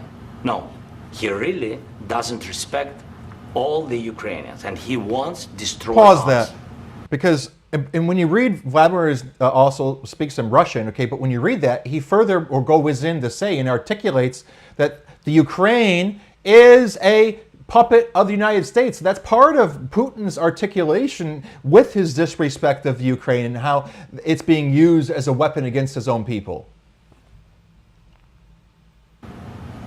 And you are right, Mr. President. That's 2%. This document, maybe other documents, it's a very good start, very good, but it will not enough to stop this person. Should Russia pay to rebuild Ukraine? Mr. President, under these Should Russia pay to rebuild Ukraine? They have to pay. This question, you This didn't is the like rule. because- This is the rule of because the war. I'm This is sorry. the rule of the war. During all the centuries, all the history, this is the rule of the war. Who began, those pay. Do you agree? This is the rule. Putin began this war. He has to pay all money for innovation. He has to pay. Of course, some Russian assets, what we have in Europe, about Pause it. 300 billions, we can use them. Honestly, if that was the concession, right, for Putin was being asked for, and he's saying, okay, listen, we're going to give you the land that you're trying to take back from us, but we want you to pay for the complete rebuilding, I think that would be a great reconciliation. You know, if Putin was just being asked to pay for the bill, and if that was the only thing he was asking for, I'd say thumbs up. That sounds sort of reasonable. Yeah. We can use for innovation and buy military support from the United States also. We can do it. But See, here's the thing, right? He's talking about, we can buy military support from the United States. Now, the problem with that, again, is then they might as well be a part of NATO. I mean, this is the like you said, this is a proxy war, right? That the globalists have started. They use the Ukrainians, and actually, this is just the globalist agenda. They want to destroy Russia. They want to get rid of Russia, and they're trying to come up with a plan. How do they do this? Well, we've got the military, we've got the weapons. We need somebody to do it for us, and Ukraine is standing basically as this tool that the globalists are using. So it is a proxy war. America's basically, when the last administration allowed this to happen. And so when Trump says that that if he was president, it wouldn't have happened, that's just true. Okay, that's just true. But here we are, 4 years of Biden later, here we are, and now Trump is trying to stop what should have never happened to begin with. And that's a fact. But the problem is that Russia sees Ukraine as an American proxy. Similarly, And articulates it. yeah, similarly to how Israel relates Hamas to an Iranian proxy. It's an arm of. And actually, you know what? I'm remembering his speeches. He went so far as actually to say it's not the American people, that it's the globalist, right? Putin has been very much articulate about that he knows that the United States of America has been overcome by these globalist puppets, right? And that Trump. And that's why he's not trying to put the blame on the United States citizenry for what America's aggression has been and their role in all of this. Right. His speeches are prolific. We're like, he's against the globalists. Trump's against the globalists. Who is Voldemort with? Who pumped him? The globalists working through the United States of America in these previous administrations are the ones that created Voldemort. Yeah. I mean, wasn't he a gay actor? He was a gay actor, I think, before this, or he was an actor that maybe He was a comedian. He was a comedian that did something like that. They had gay scenes and drag shows and all this type of jazz. Yeah. Yeah. All right, let's continue. But it's not enough. It's But not the enough. President, under these question that circumstances, you do you didn't envision like- a trilateral summit with Because I wanted Putin to and know- President Zelensky? Wait 1 second. I asked this question that you didn't like because I wanted to know if you want to position yourself in the middle between Russia and Yes. Ukraine or on the Ukraine. Dude, look at that Trump. What is that? That Trump book down there at the bottom. See that? It's kind of cool. No, I'm in the middle. I want to solve this thing. I'm for, Yeah, let me for just, both. I want to get it solved. And it's To know if you want to position yourself in the middle between Russia and Yes. Ukraine, or on the Ukraine side. No, I'm in the middle. That's a good question. Do you want to position yourself in the middle? In other words, like, do you want to be the one that holds everybody back? That's a good I question. want to solve this thing. I'm for both. I want to get it solved. And it's Vladimir, he wants to get in on this. wonderful to speak badly about Baltimore. somebody else, but I want to get it solved. If we can solve it, great. If we can't solve it, they're going to have to fight it out, and who knows what's going to happen. But I want to see it get solved. May I follow up? One more question about U.S. troops in Europe. After Russian invasion of Ukraine, your predecessor sent additional troops to Eastern Europe, including Poland, my country. Yeah. Are you committed to Okay, so he said he's from Poland. So that guy is from Poland. keeping these troops on the eastern flank of NATO in the future? I'm very committed to Poland. I think Poland has really stepped up and done a great job for NATO. As you know, they paid more than they had to. They are one of the finest groups of people I've ever known. Which I will say, really quick, just a side note about Poland, very, very pro-Christian nation. They proclaim to be a Christian nation. You could say, well, they're what denomination? That's a whole other topic. But they claim to be a Christian nation. They reject all the transgenderism, all that ideology, and the alphabet community, all that stuff. They reject all that. So Poland is actually they're pretty cool Christian. They hold their values of Christian nation. Very committed to Poland. I'm also a Polak. The Polacks are wonderful people. And Oh, you they're are? I often- didn't know you were a Polak, Yes. Matt. I'm I'm Slovak and Polish, but it's funny how we've always had these jokes about how stupid the Polish people are. It's actually quite the opposite, and Yeah. there's always been a willingness to stand up against the status quo from Poland, even going back to World War II. I can't believe you said that. You're gonna make me laugh. What about what? about Polish being stupid and stuff like that, because Well, they say that. you're but making no, me we're think back to brilliant. my childhood about some jokes that I heard. Anyways, Poland's in a tough neighborhood, you know. What about the Baltics? The Baltics, they got a lot of, it's a tough neighborhood too, but we're committed. We're going to be very committed, and we're committed to NATO. But NATO has to step up, and the Europe. you see now, look, I don't think Trump is actually committed to NATO very much. He has to be diplomatically for the negotiation between Ukraine and Russia. Okay, so Trump has to position himself and not be distant to NATO. I think he's very. I don't think Trump doesn't really like. I don't think Trump really likes the fact that America's NATO. Specifically, NATO in itself is okay, but the problem is the NATO is being governed by the United Nations. Okay, And it's being governed by the globalists, basically. Correct. So the idea of NATO, no problem, right? But the kingpins within NATO are the United Nations. With in no unequivocal terms, we're 100% against them. We're basically withdrawing ourselves from the United Nations at this point. Yeah, and I think, anyways, I'll hold that. I'll reserve that comment. Europeans have to step up more than they have.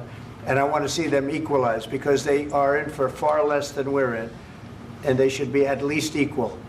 You understand? Now, before that? we get too carried Why away, is can the we just United- say here, everything is sort of respectful, right? I don't see anything going on. I don't see anyone saying anything disrespectful on one side or the other. A lot of stupid questions. Yes, okay, he didn't have a chance to answer a couple of things. He finally starts speaking up for himself, but I don't see anybody stepping out of lines on either side. I think this is a really great discussion up until this point with a couple of hiccups, but who cares? It's live. Would you agree? Yeah, I mean, I think it's obviously there's some tension in the room. Obviously, it's going to be a tense negotiation. It's going to be a tense time. And yeah, there was a couple of obviously that suit question. I think that was ridiculous. Should have never happened. And then that CNN lady that you were talking about. Well, he's shaking his head no, so she was trying to egg on something. Other than that, Vladimir's not being disrespectful. Zelensky's not being mean or cruel or anything. He's got some body language which is like, hey, what's going on here? No, and he wants to address some answers that he wants to be able to get to answer. He wants to be able to get to talk. And, Right. obviously they were cutting them off. And so, But he isn't being dismissive about the United States. He isn't putting us down, right? He had one statement where he did say to Trump, where he was saying that you were in office as well, right, during this time period, and Trump gave him some pushback, right? But that was managed, and they weren't jumping out of control. Yeah. Okay. All right. So We have an ocean in between. Why is the United States in for so much more money and other things as Europe? With that being said, it is. So again, let me just address what Donald Trump said. He's talking about the ocean in between NATO and Russia and all that stuff, that we have oceans on each side, and that acts as a deterrent, obviously, from any foreign adversaries. And so, but he's saying that like, hey, listen, NATO should pay their share, and he gave good credit to Poland for paying more than their share. And so that's the whole synopsis of this question. As you said, they've also been obviously very helpful, but we have put in far more than they have, and I think they should equalize.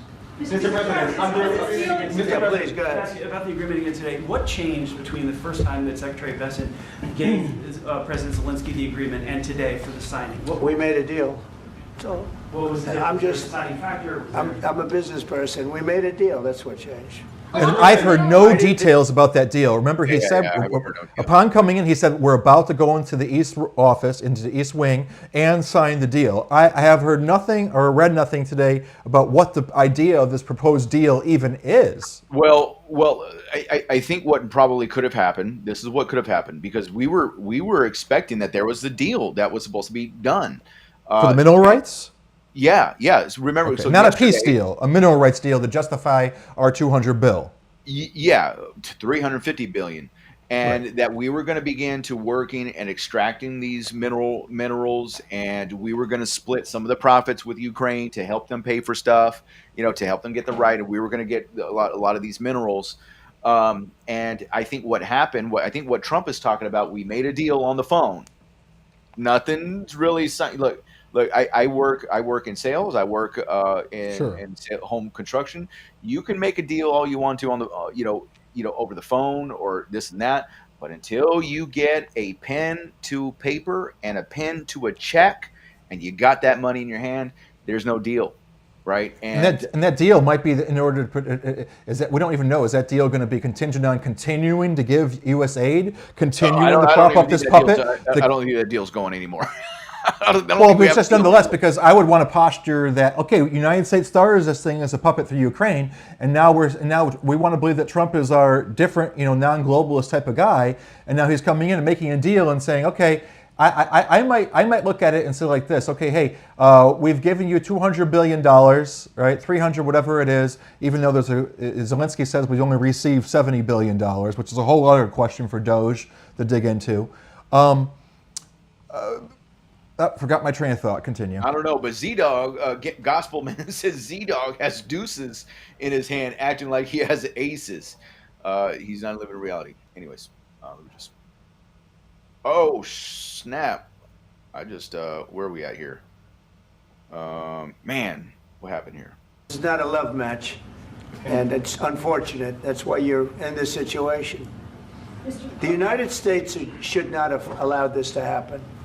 Okay? The United States, run by a man that didn't know much, I'm going to be very nice, run by an incompetent person, very incompetent person, should never have allowed this to happen. I've stopped wars. I've stopped many wars. My people will tell you, I stopped wars that nobody ever heard about. I stopped wars before they ever started. You can look at some of, I could give you a lot of nations that would tell you right now they were probably going to war. I could tell you right now there's a nation thinking about going to war on something that nobody in this room has ever even heard about. Two smaller nations, but big, still big. And I think I've stopped it. But this should have never happened. Sorry, just a second. About any negotiations. First of all, I want really to tell you, and I think that everybody understands that Ukraine, modern Ukrainians, nobody wants to stop this war. But at the future, any negotiations, it's understandable that two sides of the war not Russia and the United States, because this is not the war between Russia and the United States. This is war of Russia against Ukraine and Ukrainian people. So these two sides will be at the anyway will be at the negotiation table. Then of course United States, like the strongest partner of the Ukraine, and of course Europe. I think Europe is very important. I want to speak about it with the president. Yes, Europe is very important for us because we really defend Europe for today. All Europeans really recognize that we are defending the line, and they have he thinks he's Israel all of a sudden. Time. You know, he thinks that he's Israel. Like he's the only lone wolf over there in the Middle East. Right. I don't see Russia's aggressions being a threat. And honestly, anybody it's almost like the fact that these globalists have done what they've done, right? Now we both have people who under the Trump administration, we don't like globalists. We call them the enemy. Over there in Russia, they don't like globalists. They call them the enemy. We now have a mutual friendship because of what the globalists have done. And that's why they helped us. And also, it's about the NATO. Yes, between, like the president said, you have big, nice ocean. Yes, between us. But if we will not stay, Russia will go further to Baltics and to Poland, by the way. But first to the Baltics. It's understandable for them because they've been in the USSR. You know, they've been one of the republics of the USSR, and Putin wants to bring them back to his empire. It's a fact. And when he will go there, if we will not stay, you will fight. Your American soldiers, it doesn't matter, do you have ocean or not, your soldiers will fight. See, again, he's using the NATO Articles 5 as like, you know, something that is now, you know, going to happen because Russia won't stop after he takes Ukraine, that he's going to go into Poland, which happens to be a NATO ally, a NATO member. And so Zelensky is trying to basically give himself a little bit of leverage. And you can see Donald Trump is like, he's not really up for it, you know, but. Would you be willing to visit Ukraine, maybe Kyiv or? But he's holding his tongue. He's biting his tongue. Trump is biting his tongue. Odessa, which is known to be I love it. with Black Sea. It was my question. I'm sorry. I don't want Still kindness, still nice. Yeah. Still kindness, still nice, still jovial. I want to talk about making a deal, getting peace. We don't have to talk about Odessa, but a lot of cities have been destroyed. A lot of cities that are not recognizable. There's not a building standing. No. And a lot of things have Mr. to President, happen. you have to come and to look. No. We have very good cities. Yes, a lot of things have been destroyed, but mostly cities alive, and people work, and children go to school. Sometimes it's very difficult. Sometimes closer to front line, children have to go to underground schools or online, but we live. Ukraine is fighting, and Ukraine lives. This is very important. And maybe it's Putin is sharing this information that he destroyed us.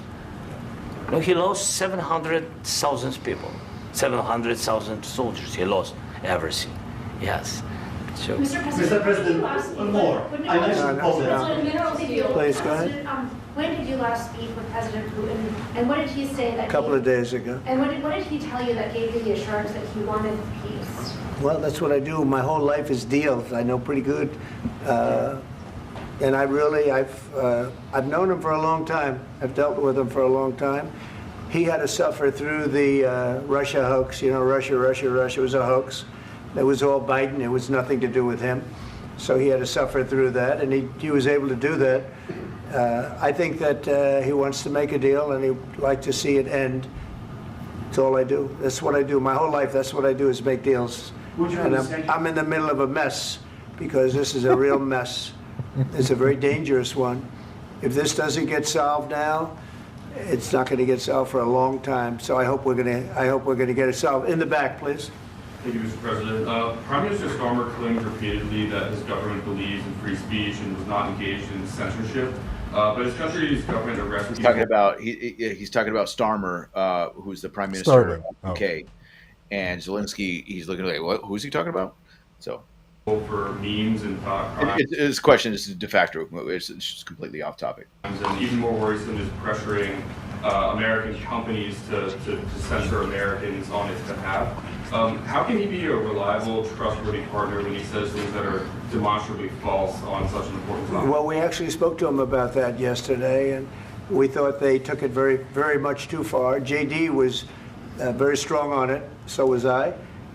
So was Marco. And we've been speaking to him about it. Marco, would you like to say something about that? We have concerns, obviously, with the conduct of those, particularly as it impacts Americans. And there's real concern that American speech, which is online, could fall into the hands of British or any country's jurisdiction. And so this is a point the Vice President made of Munich, and I think it's a very compelling one, that what unites us with Europe, as much as anything else, is these shared values, and one of them being free speech. And so if Americans are threatened by it, we're going to need to take action in that regard. Mr. President. It's actually a very important question. We spoke about this in detail with the Prime Minister, the Foreign Secretary, and others at lunch yesterday. And I know that Secretary of Commerce Lutnick followed up in private meetings last night. This is really important. We believe Americans have the right to speak their mind, even if we in this room disagree with them. They have the right to speak their mind in the public square, which is often online these days. And we're going to defend that right as it pertains to American companies and American citizens vigorously if we have to. I do think that under the President's leadership, we're going to find common ground with our friends in the UK on this question, but it remains to be seen. The principle that will guide us is we believe in free speech in this country, and we'll fight for it for American citizens. Mr. President, on the deal, is there any other oil and gas component to the deal? Is it all critical? A little bit. We'll see. On LNG? But we're not really looking for that so much. We got a lot. We have more than anybody in the world, by far. So no, we're not talking about it too much, but a little bit. I think it affects also, but for the most part, no. And sir, is there any agreement from Ukraine to purchase U.S. LNG as part of the deal, or is that on the table at all? No, we don't need that. Some of those Mr. President, I minerals just are in wanted the to ask east, you Mr. about, President. you just mentioned that you'd spoken to Vladimir Putin a couple of days ago. Just to be clear, that's a new call, not the one that you... I've spoken to him on numerous occasions. Okay. And how was the latest call?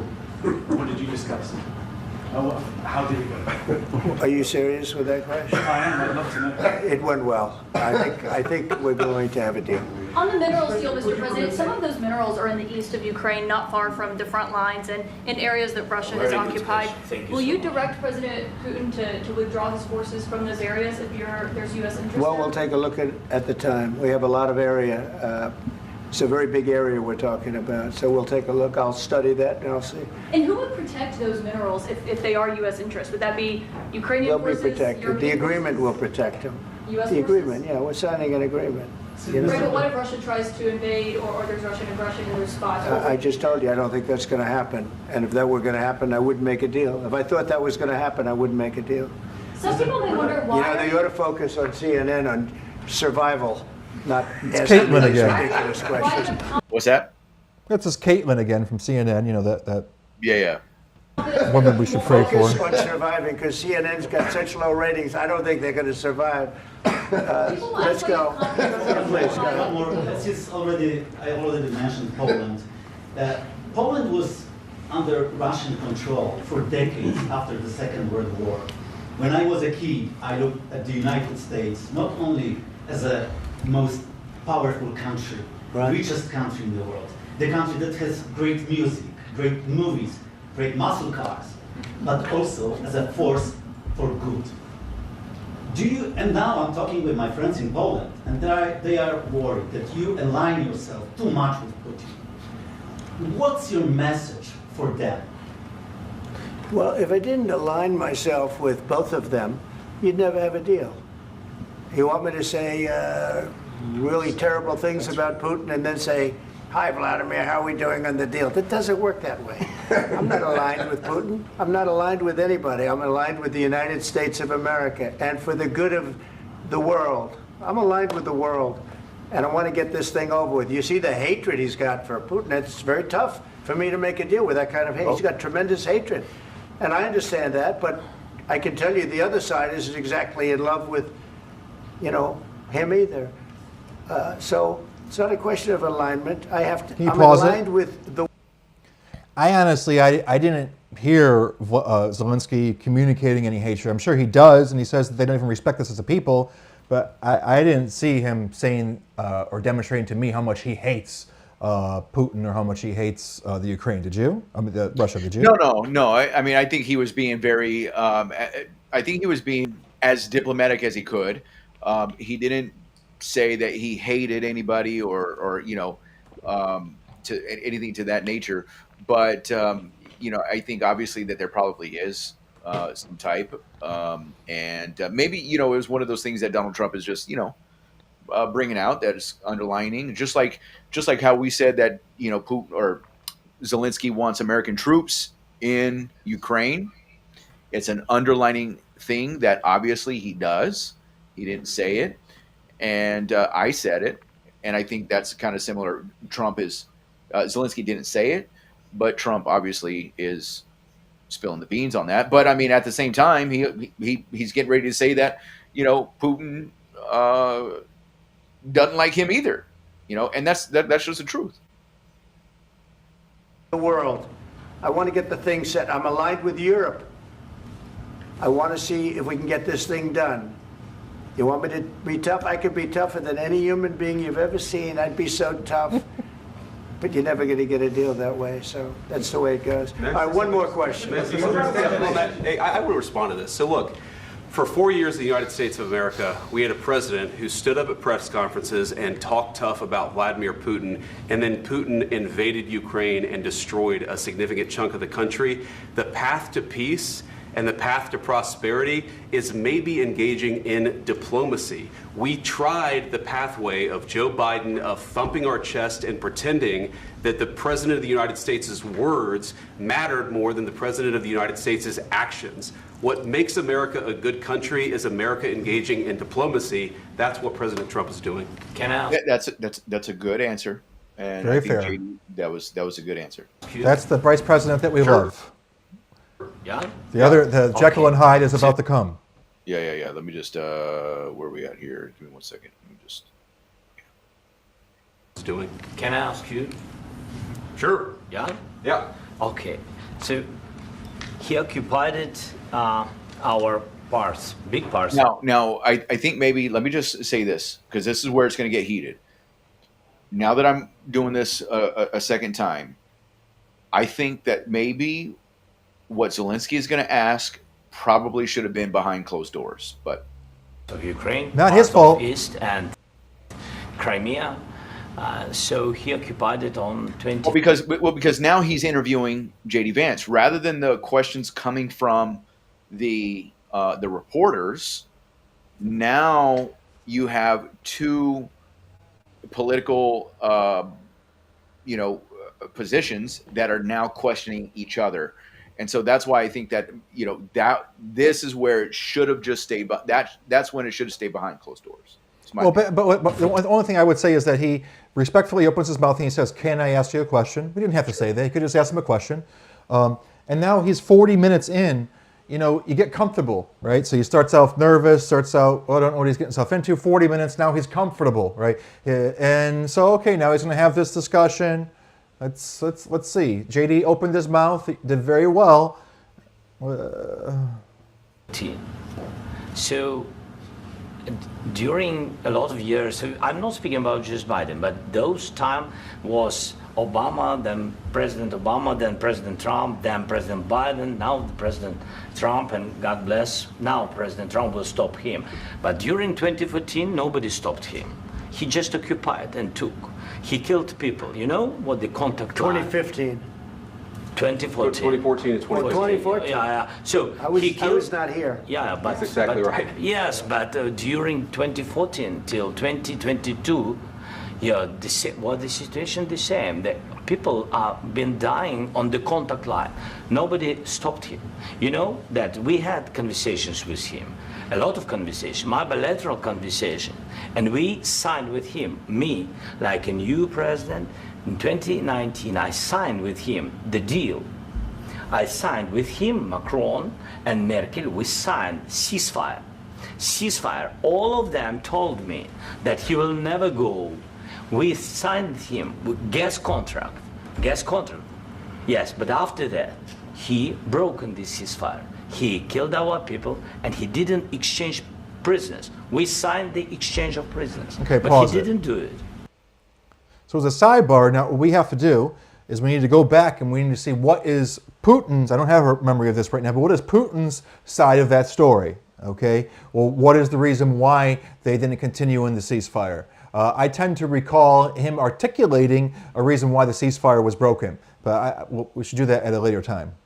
Well, part of what I would say is that Ukraine was, when Biden was in office, Ukraine was basically fishing to get into NATO, right? He was like, "Well, we got to get into NATO. Now's got to be the time because, and so why does Ukraine want in NATO? Because well, number one, I believe it's a globalist agenda, but beneath the surface. But on the surface level, is that if he gets into NATO, he's going to have the backing of NATO, which is mostly the United States. What kind of diplomacy, JD, you are speaking about? What do you mean? I'm talking about the kind of diplomacy that's going to end the destruction of your country. Yes, but if you Mr. President, with respect, I think it's disrespectful for you to come into the Oval Office and try to litigate this in front of the American media. Right now, you guys are going around and forcing conscripts to the front lines because you have manpower problems. You should be thanking the president for trying to bring an end to this conflict. Have you ever been to Ukraine that you say what problems we have? I have been to. Count once. I've actually watched and seen the stories, and I know what happens is you bring them on a propaganda tour, Mr. President. Pause it. Do you disagree? Does this guy? I mean, I love JD, I do, but he's using very derogatory language, whether it's accurate or not. Propaganda war, bringing him on a propaganda tour. JD just started this. JD just escalated it, changed the tone of the room completely. And Trump is about to match his tone. Yeah, look at the body language of Zelensky. Closed I'm sorry, JD. You're close. Within that White House administration, I honestly trust you the most of having the Spirit of God. You know what I mean? And like being rooted in the Scriptures and all this jazz. I honestly don't care if you make 1,000 mistakes. I'm not. I didn't volunteer for your job, man. I'm not the vice president. I ain't got nothing to say against you. But bro, Yeah, I mean, again. I think, JD went a little bit above beyond. Obviously, he went more than above and beyond. He should have realized, hey, we have all the cameras here, and right. Zelensky is technically just asking him a question. Right. What diplomacy are you actually talking about here? Because again, I think there's also a language barrier. Zelensky doesn't have the best English. Okay, and I'm not expecting him to. I'm not trying to use that as a negative toward him. Oh, he doesn't speak English. Like, that's not what I'm saying. But obviously, there's a little bit of a language barrier, and some of the things that he says, it obviously he puts, he kind of mixes up, the structure of sentences, things like that, from time to time, and so I think there's, a little bit of a barrier there, and JD should have recognized, hey, wait a minute, this needs to be behind closed doors. We'll have it, behind closed doors, you can hash it out, right? Right. You can hash it out. You can let tempers flare. I mean, this happens in the body of Christ also, right? But what you do those things behind closed doors. If you have a problem with somebody, right? What did Jesus say? He said, go in private with your brother, right? And I'm not saying that these guys are brothers, but I'm saying that there's a biblical thing about hashing things out in private. Some things, or at least understanding the psychology of how much more pressure is on you. Well, just for example, 2014 versus 2015, you could see on Trump's face that he was a little embarrassed that he got that number wrong, right? That he was trying to correct Zelensky, right? And like, it's just a little bit more embarrassing when you're in front of camera when you get these little details, and your brain fixates on that a little bit more. So if we're going to say that, absolutely, that Zelensky should have recognized not to fight this, not to have this debate in front of the American people, not to litigate in front of the American people. What do you think they're in? It's no holds bar. Anybody could have asked any question. They're asking him why he's not wearing a suit inside the room, right? So I really don't think that JD has eloquent and so masterful. When JD came onto the scene, again, I'm not really upset with JD. It's just that I'm not going to lose track of right and wrong within these narratives in terms of what I think. And it's not that big of a deal because people are allowed to make mistakes, but I didn't even know JD's name from a hole in the wall when he got nominated. And he so wildly impressed me with his masterful handling of situations just like these with the mainstream media in very contentious situations. So in this case, though, this one he missed the mark a little bit. And he knows Trump's personality, right? So, like, it's almost like if I know what's going to set you off, right? And if I start talking about your wife or something, isn't that going to really get you upset with me? You know what I mean? You know, and like, not that I would, of course, but I'm just saying, like, you know somebody. So, like, let's say Pastor David, you know, it's like, I want to keep Pastor David when I'm hanging out with him in a good mood, you know, so that he can preach to people and so that he can be his best person. You know what I mean? I don't want to be my negative self around him or something like that. I want to create an environment to allow him to shine, right? So that's what the vice president should be doing, and knowing that the president, the most, he should be curating an environment that allows the president, the McDonald's president, the garbage man president to shine in order to cause be the peacemaker and not be facilitating destruction and chaos and arguments. And what we're about to see from my position, right, is JD having the temper tantrum, right? JD is the one saying, well, what, did you say thank you? Did you ever say thank you? Did you say thank you? Okay, first time I've ever seen JD, in my opinion, be so stupid. Yeah, and let me just say this too, because nobody was saying anything until Marco Rubio, right, the Secretary of State, got involved, and there was a question that was asked that Marco Rubio was asking, and he brought up J.D. Vance's name, talking about what we talked about. We actually had that live stream. Go check it out, where we talked about J.D. Vance in Munich at the security conference, right, and how he basically rebuked all the globalists and the globalist agenda to their face, to his credit. And he did a masterpiece of a job, actually, there. Yeah. And that's what they were talking about. And so I think it kind of triggered something. Oh, yeah, I shined. Everybody was happy. And, you know, because I think what he's doing is he's trying to defend Trump. Well, not only is he trying to, no, I think what JD is doing is he's trying to interview for his next job. Right, he's trying to shine. He's trying to get the next viral interaction, right? And so he wants to be on the world stage. Maybe, but the preceding thing was just there was like a history lesson that was being given there, right? And in that history lesson, you know, poor history lesson. If you ever heard Putin give history, this guy is like, super articulate when it's being translated to English. But in Zelensky's broken English, he's creating a timeline there, and his point is sort of saying that, hey, Trump, you know, you were actually in office, 4 years as well, right? And you didn't really stop any of this, okay? And now I think that's offensive. Just like if you know, Alex, you and I have had disagreements with each other, right? But it's one thing for me to disagree with you, maybe even call a name to you or something like that. It's another thing for someone who doesn't know you to come up and disparage you, right? And to talk badly about you. And that would provoke me to defend you. In front of right? the public. Yes. Millions. And so, right. Billions. So I feel like are probably seen this by now. Right. I mean, billions. I mean, you don't think all of Russia has seen this by now? You don't think all of Europe has seen this by now? I mean, the whole world's.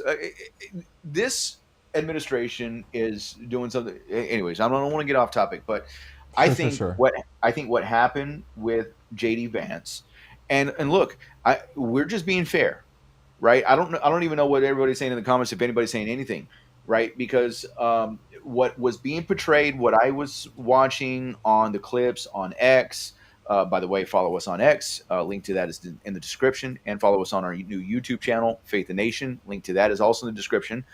When I was seeing bits and pieces, it seemed at first you would only catch the piece here, piece there, and of course I'm working, so I've got a lot going on. I'm trying to just see what's going on, and it seemed as though that this meeting was just a back and forth, where when you see the whole thing play out, like you mentioned, it seemed, even though there was tensions, even though there was moments, it seemed like it was going along really nicely until Zelensky asked a question. He did it cordially.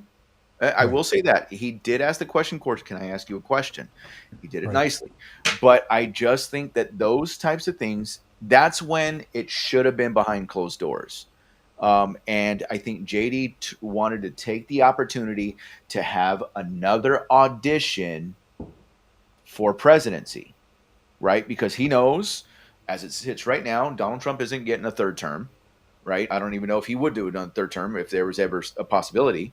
But I think he's auditioning, and he's on the world stage. He has the whole world looking at him. Everybody's watching this meeting, right? And he's trying to take another audition here. You should be thanking the president for trying to bring it into this conflict. Have you ever been to Ukraine? Did you say what problems we have? I have been to. Come once. I've actually watched and seen the stories, and I know what happens is you bring people, you bring them. Okay, so pause it. That was kind of like a Kamala. Like, I've studied the maps. You know. Well, it was sort of like he was about to articulate. I have been to. I'm about to lie. I can't lie. Like he. And this is an embarrassing moment for him because his eloquence, his sequence of eloquence is being broken by someone with quite poor English. Well, I mean, look, to be fair, like, obviously JD, he's really, really good. He's really quick. He's witty. I trust him. He's great. Yeah, great. He's good, but he dropped the ball on this one, and this is a big ball. That's it. And I got a lot of people thinking big ball, and it's all big ball. And I got a lot of people that just want me. Listen, I'm a very loyal person, right? I also am I'm loyal, and I'm loyal to a fault, right? And I feel weird, when I'm like, I don't want to be disloyal to them, but my loyalty is to like the truth, right? And it's like, no, man, this one I want to call out. I don't want to be calling them out every other day. I'm not their policeman, right? But it's almost like I have friends on the left, or acquaintances on the left that I'm trying to earn their respect, right? And I can't accidentally be wrong in my opinions and just say I agree with something when I don't. I don't think that's going to help me to win them over, right? And I literally got like my feeds blowing up just because I'm saying that I think JD was in the wrong. What I mean? We have an obligation to bring the truth, no matter where the truth is. Okay. Yeah, a lot of the truth that's taking place is on the right, is with the Republicans. A lot of truth in the Trump administration, the Trump agenda, the MAGA, whatever you want to call it, right? They're praying before they eat. They're praying before their meetings. Okay, that is happening a lot more than what it was, and so, but we have an obligation, obviously, to stand on the side of truth, right? Jesus says, anybody who hears truth listens to me. Right? Anybody on the side of truth will listen to me. And so we have an obligation to be truthful.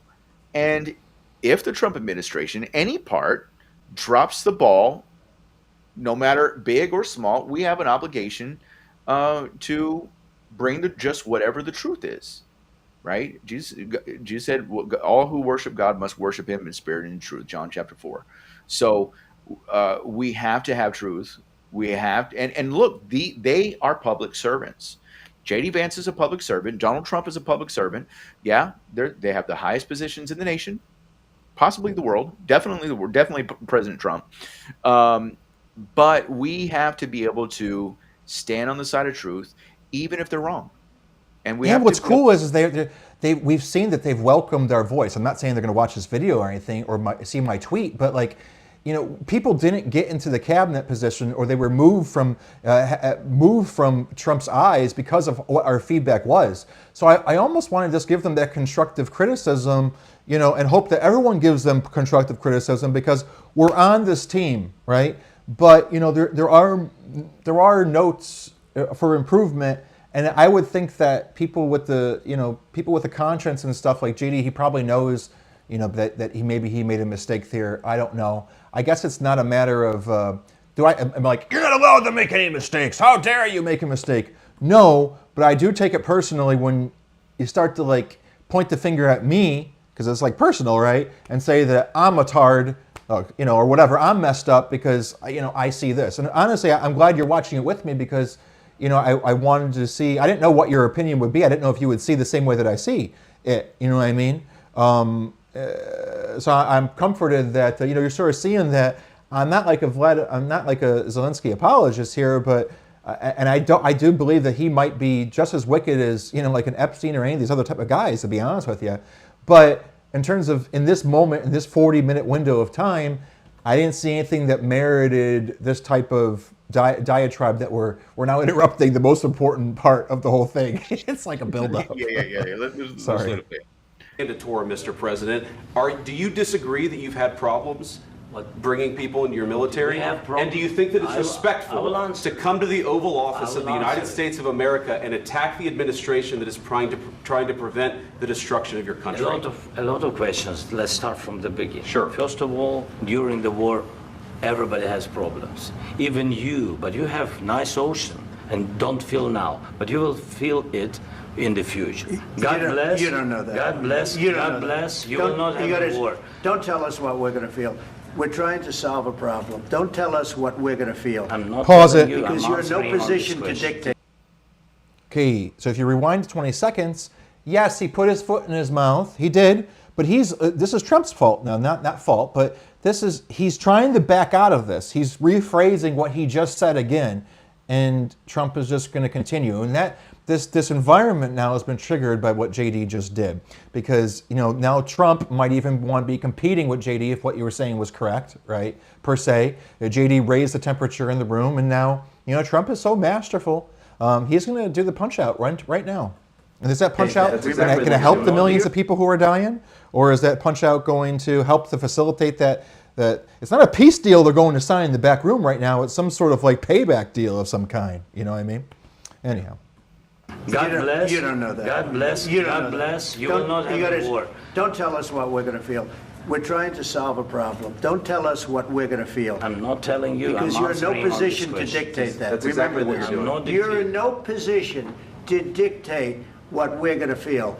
You We're will- going to feel very you will good. feel influenced. We're going to feel very I'm good and telling very you. strong. You will feel feel influence. He just You're right now clarified, not you in- will feel influence, right? He might have Very meant to say something different, but he then just reclarified, you will feel influence, right? Is he not allowed to misspeak, to say something? And now Trump's going to continue this diatribe, right? Because JD just opened up the gauntlet for Trump's irritation. Now not in a very good position. You've allowed From the yourself very- to be in a from very the bad very position, beginning and he of the happens war. to be right about From the it. very beginning of the war. You're not Mr. in a good Brown, position.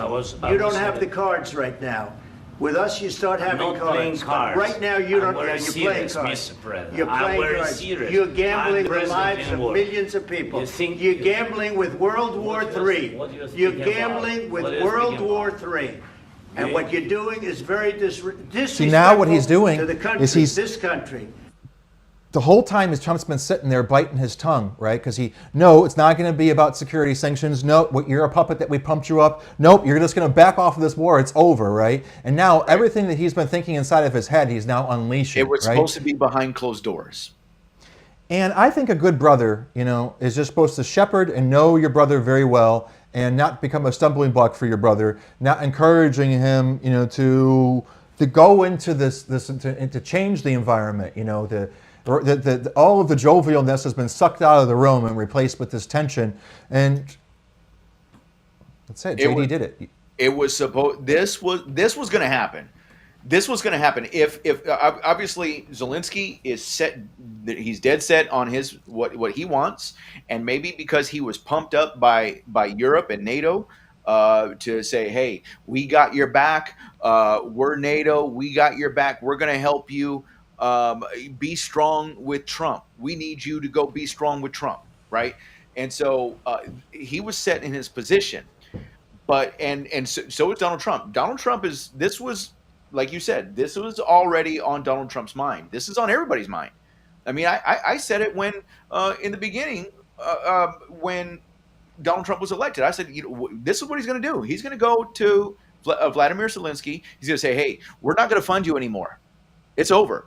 Okay, Putin, I'm going to let him do whatever he wants to do because I'm not funding him. He's going to be able to do it, and we're going to step away. You need to end this war, and then he's going to go to Putin and he's going to say, "Hey, we're backing him up unless you back up. Let's make a peace deal, right?" And so he was going to play both sides so that this way he can create a peace deal, and that gives us leverage. You see, like I'm just trying to pondering because I don't want us to make a deal to get those mineral rights to continue pumping money into Ukraine, right? I want us to acknowledge that we started this and we're going to stop it, right?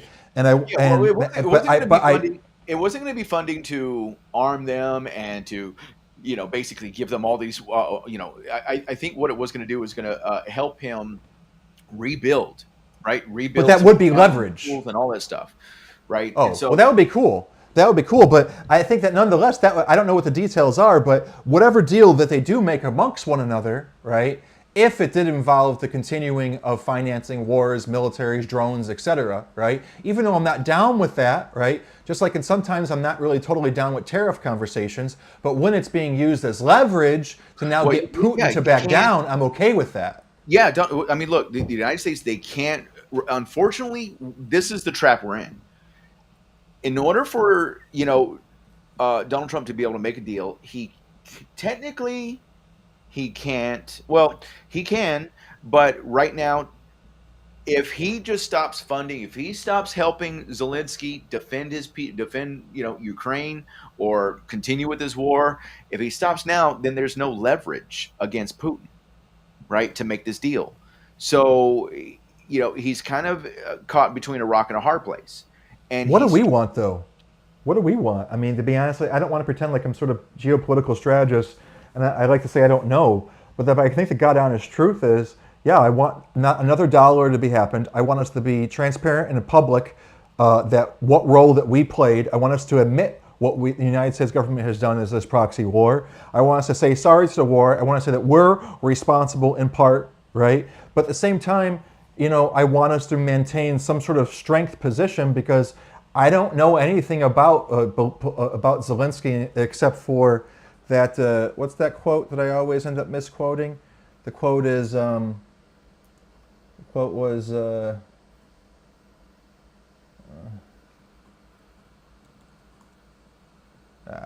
Oh, the enemy of my enemy is my friend, and our enemy being the globalist. You know. Yeah.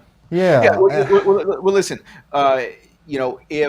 If the United States gets out of funding Ukraine, then Putin is basically going to run over. Now, the problem with that, and here's now the problem with that, is that if Vladimir Putin takes all of Ukraine, then guess who is now at the door of NATO? See, the only country right now that is stopping a NATO bordering country with Russia is Ukraine. That's what's stopping right now. Okay, and so if Russia moves any further, then we have. But it's all of the world against the globalists now. My understanding of it, and I could be naive, look at it from this worldview, but because the globalists have taken this position, we've had this retaliation against them.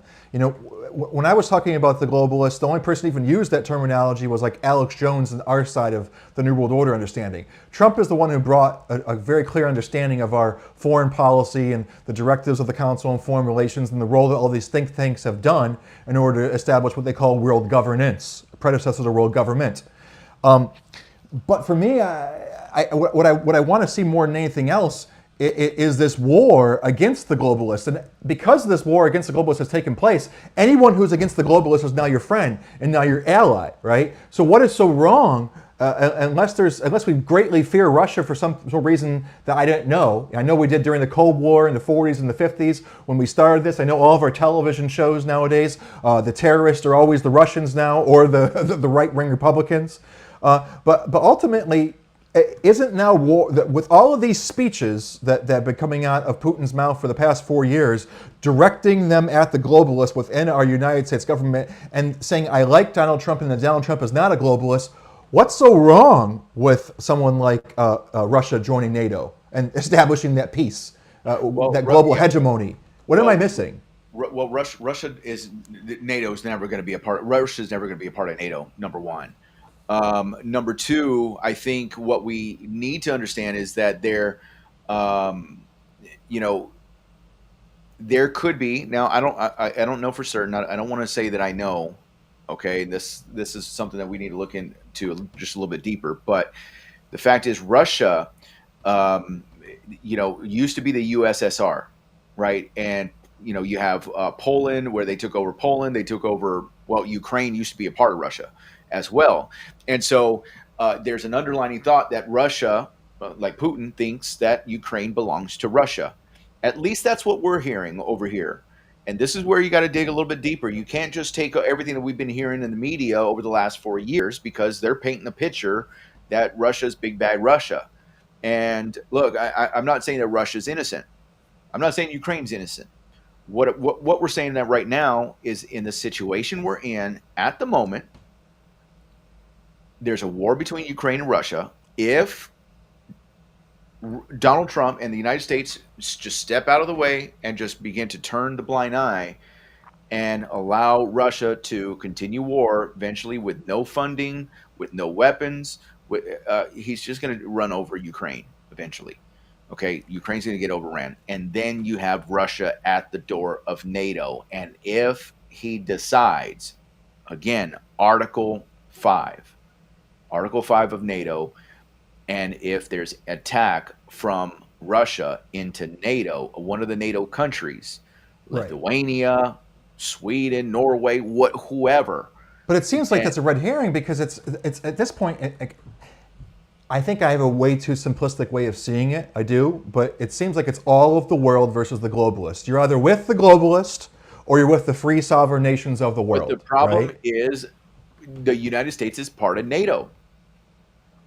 But I think that Russia's articulation, forget Russia, Putin, right? If these translations that are coming through from Russian into English, which is all that I read in the transcripts, if they are true, and his masterful understanding of history and his articulation of the enemies, right? Russia is against the globalists. The globalists were responsible in the 30s and the 40s and 50s with starting all of these problems to begin with, okay?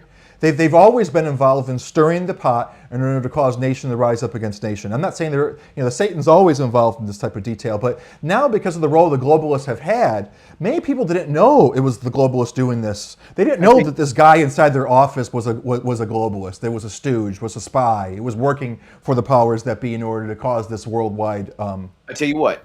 Let's have this conversation. This is a good conversation. This is really where the conversation really needs to be had. Okay. Let's just finish watching the clip so everybody can watch. Sure. Because we're kind of jumping the gun here. And I want everybody to let's get to the drama. We've slow cooked this. We slow cooked this pig for an hour. Position to dictate what we're going to feel. We're going to feel very good. Feel influence. We're going to feel very good and very strong. You will feel influence. You're right now not in a very good position. You've allowed yourself to be in a very bad position, and he happens to be right about it. From the very beginning of the war. You're not in a good position. You don't have the cards right now. With us, you start having cards. But right now, you don't. You're playing cards. You're playing cards. You're gambling with the lives of millions of people. You're gambling with World War III. You're gambling with World War III.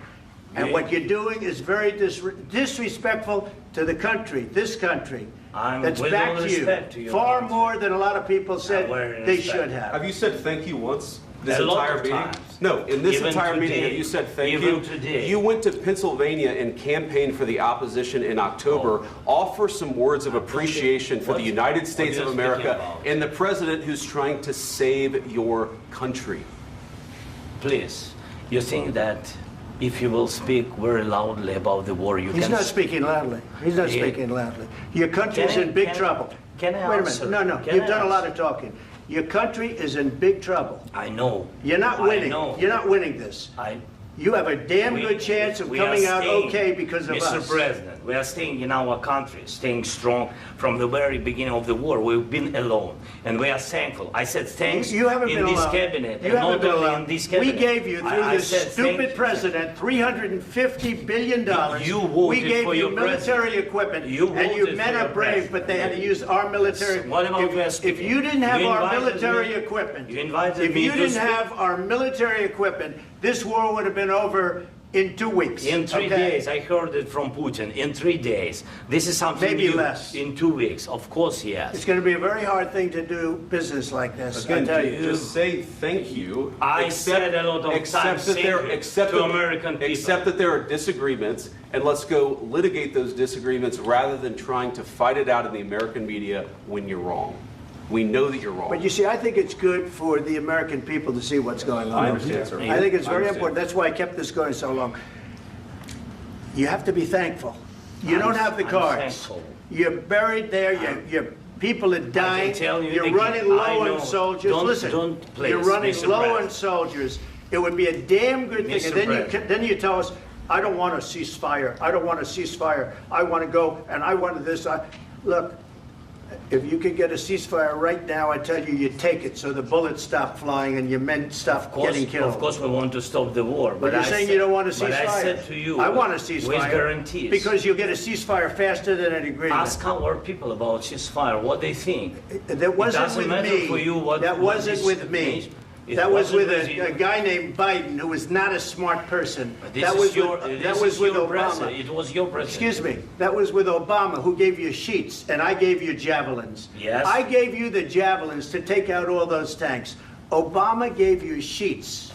In fact, the statement is Obama gave sheets and Trump gave javelins. You got to be more thankful, because let me tell you, you don't have the cards. With us, you have the cards. But without us, you don't have any cards. One more question to Mr. Vice President. I'm sorry. It's going to be a tough deal to make, Um, because the attitudes have to change. what if Russia breaks ceasefire? What if Russia breaks peace talks? What do we do then? I understand that it's a heated conversation right now. What are you saying? What She's if asking, Russia- what if if Russia Putin breaks the breaks ceasefire? What if anything? What if a bomb drops on your head right now? But they have Okay? What if they broke it? I don't know. They broke it with Biden because Biden, they didn't respect him. They didn't respect Obama. They respect me. Let me tell you, Putin went through a hell of a lot with me. He went through a phony witch hunt where they used him and Russia. Russia.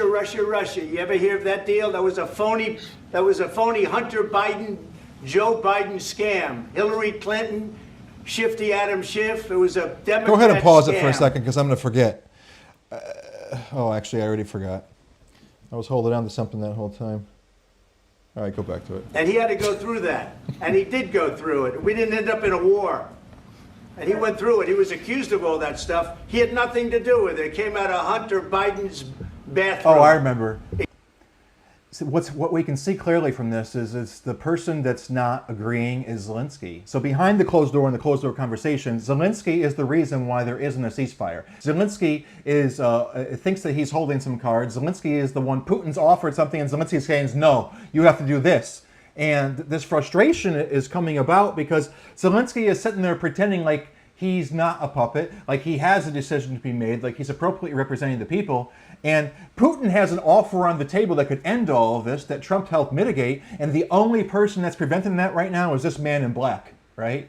And this is where all this frustration is coming out right now, because this could have all been done, but Zelensky is sitting there and saying, no, whatever his terms are, I don't know what they are, but he's preventing this ceasefire. He's preventing it all from happening. This is my hypothesis, my theory, and that's why this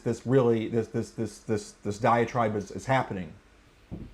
It came out of Hunter Biden's bedroom. It was disgusting. And then they said, oh, the laptop from hell was made by Russia. The 51 agents. The whole thing was a scam. And he had to put up with that. He was being accused of all that stuff. All I can say is this. He might have broken deals with Obama and Bush, and he might have broken them with Biden. He did, maybe. Maybe he didn't. I don't know what happened. But he didn't break them with me. He wants to make a deal. I don't know if you can make a deal. The problem is, I've empowered you to be a tough guy. And I don't think you'd be a tough guy without the United States. And your people are very brave. But you're either going to make a deal or we're out. And if we're out, you'll fight it out. I don't think it's going to be pretty, but you'll fight it out. But you don't have the cards. But once we sign that deal, you're in a much better position. But you're not acting at all thankful. And that's not a nice thing. I'll be honest, that's not a nice thing. All right, I think we've seen enough. What do you think? Huh? This is going to be great television, I will say that. All right. Thank you, We'll President. see what we can do about putting Thank you for the interview.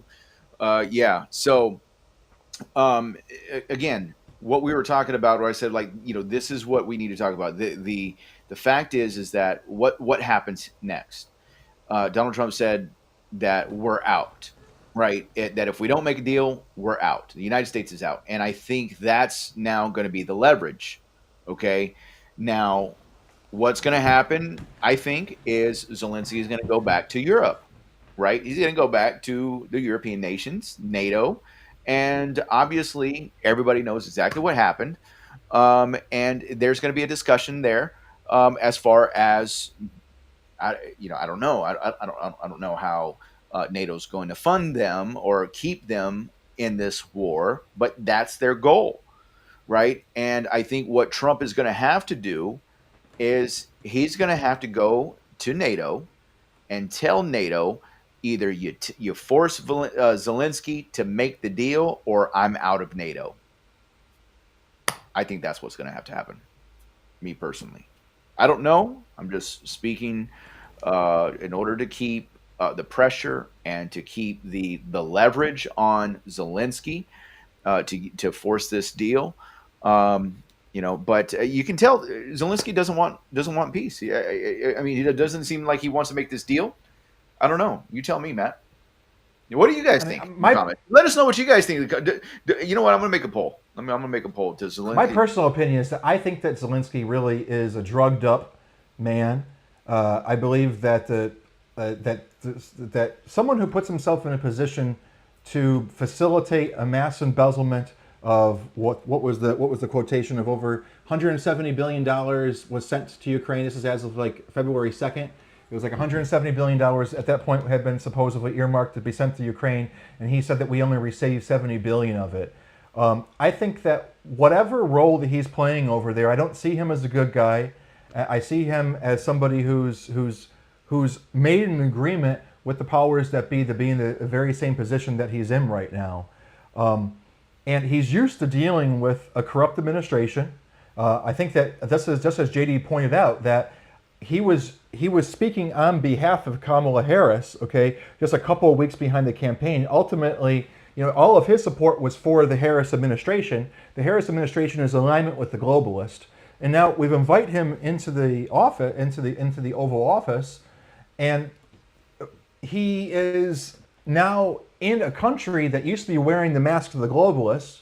The globalist mask has been ripped off, and the very same people that enabled him, when Trump just said that, that we enabled you to become a bully, right, are now trying to take the Frankenstein that they created and stop it. And I don't think he necessarily realizes that when we decide that we're going to just forego our entire reputation and admit that America has been a stain on the world for such a long period of time, I think he sort of doesn't understand what we may be willing to admit when we're exposing the Epstein's files and when we're going through Doge and exposing all of this corruption, of how we're looking to air our own dirty laundry. Yeah. So obviously the meeting ends, and then basically what happens after that is we have this. It says that Donald Trump had kicked out Zelensky. I'm going to share my screen really quick, and if you can pull that up for me. This was, it's basically President Trump kicks Ukrainian President Zelensky out of the White House after intense meeting. They were supposed to do a press conference right afterwards, they were supposed to go to lunch, and then they were supposed to do a press conference where, and just like all the other leaders that have been coming. I mean, Zelensky was going to get the same treatment just as everybody else, but until that blow up happened. Obviously now Trump's temperature has risen, and or maybe maybe he thought, because he's the master of memes, and I do think he plays 4D chess, and I think his brain thinks different than I. Maybe they really think, oh my gosh, we just scored a bigger win than I could have possibly imagined. This great humiliation just happened on the world stage is not what I intended to take place. I wanted to be garbage man Trump, McDonald's Trump out here, peacemaker Trump. But what just took place is such a huge win. They might see it as such a huge, gargantuan win that they could get him kicked out and cause a coup over there not a coup, but cause the people of Ukraine to get this guy out of office. And if he's the only person that's standing between peace right now is Zelensky, then Trump might have realized that although, I saw, the temperature being raised in the room because of J.D. Vance, Trump might be all of a sudden saying, man, that went a lot better than I thought it was going to go. Didn't even think about that, And maybe in his 3D, 4D chess way of looking at it, this is a major win because he's thinking a couple of days down the road that I don't necessarily see that way. I'm looking at it from a Christian perspective, trying to give benefit of doubt, right? Not wanting to cause, I want to see a peace deal come to the table. You know what I mean? But he might be just a little bit more educated to say, okay, now this is enough ammunition to really get any little last bit of hold on of support within his country to get the people to vote him out or to force a national election. Maybe something like that, I don't know. But kicking him out of the White House, if it isn't that 40 type of chess game being played in, then I say emotions got the best of us today, and that's not to the benefit of the millions of lives lost or the American people. I sort of feel like Trump's been ahead of my thinking plenty of times. I wouldn't be surprised. Yeah, this right here, this is a statement that came in after Zelensky had left the White House. It says, we had a very meaningful meeting in the White House today. Much was learned that could never be understood without conversation under such fire and pressure. It's amazing what comes out through emotion, and I have determined that President Zelensky is not ready for peace if America is involved, because he feels our involvement gives him a big advantage in negotiations. I don't want advantage. I want peace. He disrespected the United States of America and its chair's Oval Office. He can come back when he is ready for peace. Now, what I want to say about that is I think that obviously what we saw on the main stage of American politics, on the world stage of politics, what we saw play out should have taken place behind closed doors. I think that conversation that we saw was probably going to unfold behind closed doors. I think that was an inevitable conversation. And so, I think it would have been better had it been behind closed doors. 100%. That should have happened behind closed doors. But I think that conversation was definitely going to happen regardless because of Zelensky's position. I think Donald Trump is right because he has the backing of the United States. He feels that he has all the leverage in the negotiation.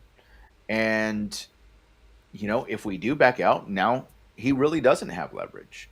And so that's what I think we're at. I don't know. What about you, Matt? What do you think? Where are we at here? I definitely see every new thing that they do. Okay, it's like, all right, I'm gonna do a $5 million gold card where you can buy your way into a citizenship with a path. Which actually, you know what? You know who I think just bought one of those? Who's that guy? Who's that Muslim guy? Tate? Oh, Andrew Tate? Andrew Tate. Did he? I think so. I don't know what's going on. But nonetheless, it's like, so they announced that thing, right? And I'm like, what is this insanity? Oh! And I stop and I'm like, okay, let me think this through. All right, how is this not ridiculous? And I recognize they're like pioneering things. So like when he started doing the tariff stuff, I'm like, my mind went towards what everyone else would think naturally. That's just going to be a tax on us. I import stuff from China. You know what I mean? The MP3 players with the Bible that I give to people come from China. You know what I mean? But then I got to stop and think, let me think about this. Because the way I think about it, and I come up, I don't know if it's the Lord, I don't know what it is in my devil's advocate I'm playing in my mind, but I come up with, okay, they're doing something new here. They're pioneering. They're trying to come up with some new explanations, with some new things I haven't thought about before. The whole Gaza thing, right? My first need, what? It's like, what? Okay, calm down. Wait a second, Matt. And it's just like, all right, let me think this through. And they're doing such wild, innovative things that I have a respect for innovation. Okay, when it came to Doge and transparency, right?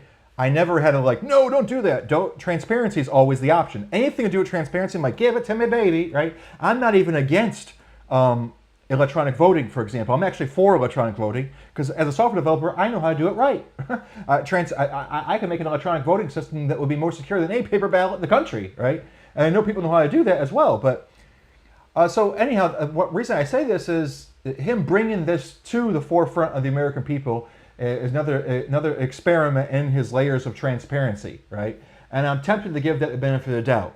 Now, there's a lot at stake with everything we're dealing with right now. You know what I mean? When we're fighting for people's lives in this whole war, you know, honestly, I really don't have any physical emotions. I haven't felt like the way I should feel about all these lives that are being lost over there.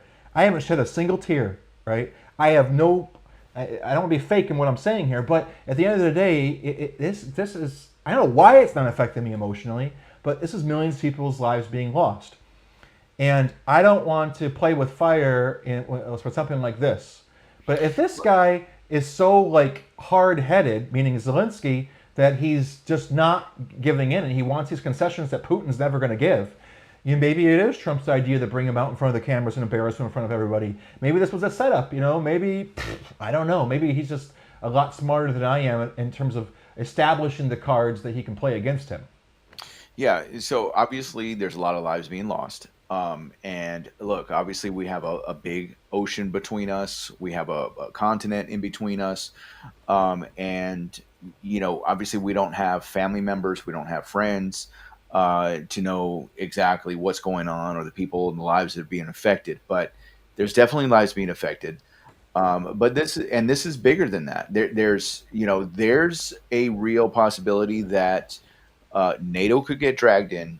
And I think Trump is right that there could be a trigger for some type of world war, right? And so, you know, I think Trump is looking at the bigger picture here, and he's like, look, I want the killing to stop right where it's at. Let's just stop it here. There's no reason to take it any further. We can stop it. We can end it. Let's make a deal. And look, Zelensky.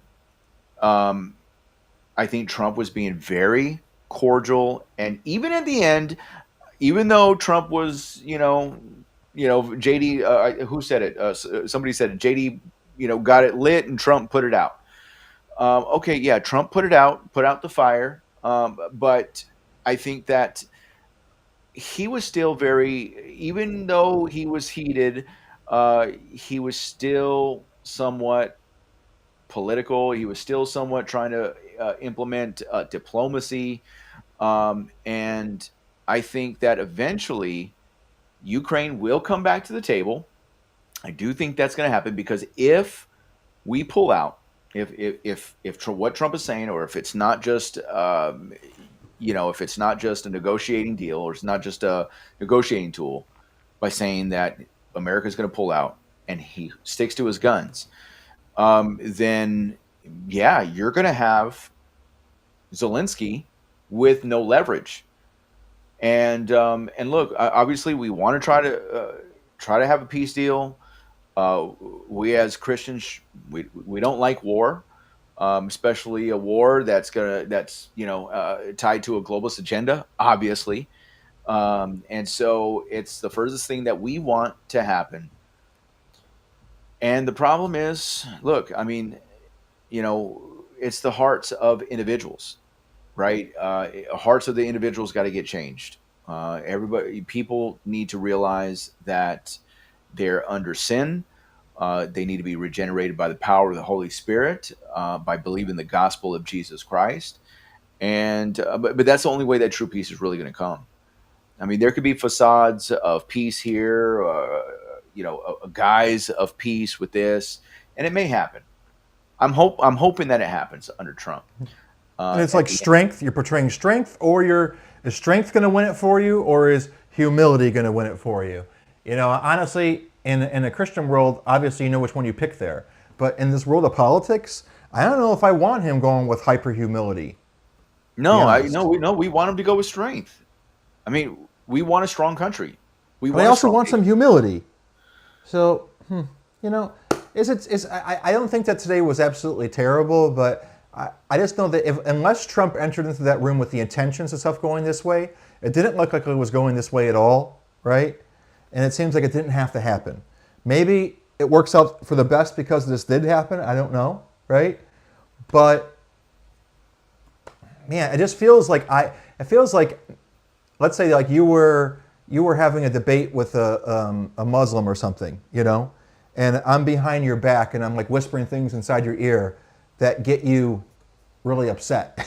You know what I mean? Muhammad was a PDF file. Right. You know what I mean? And it's like, where is my motive at right now? You know what I mean? Am I trying to win that Muslim, or am I trying to get YouTube views? You know what I mean? And yeah, I just want to see. Like I said, who am I to say anything? I think what JD was doing, I think he was thinking he's in an audition right now. Yeah.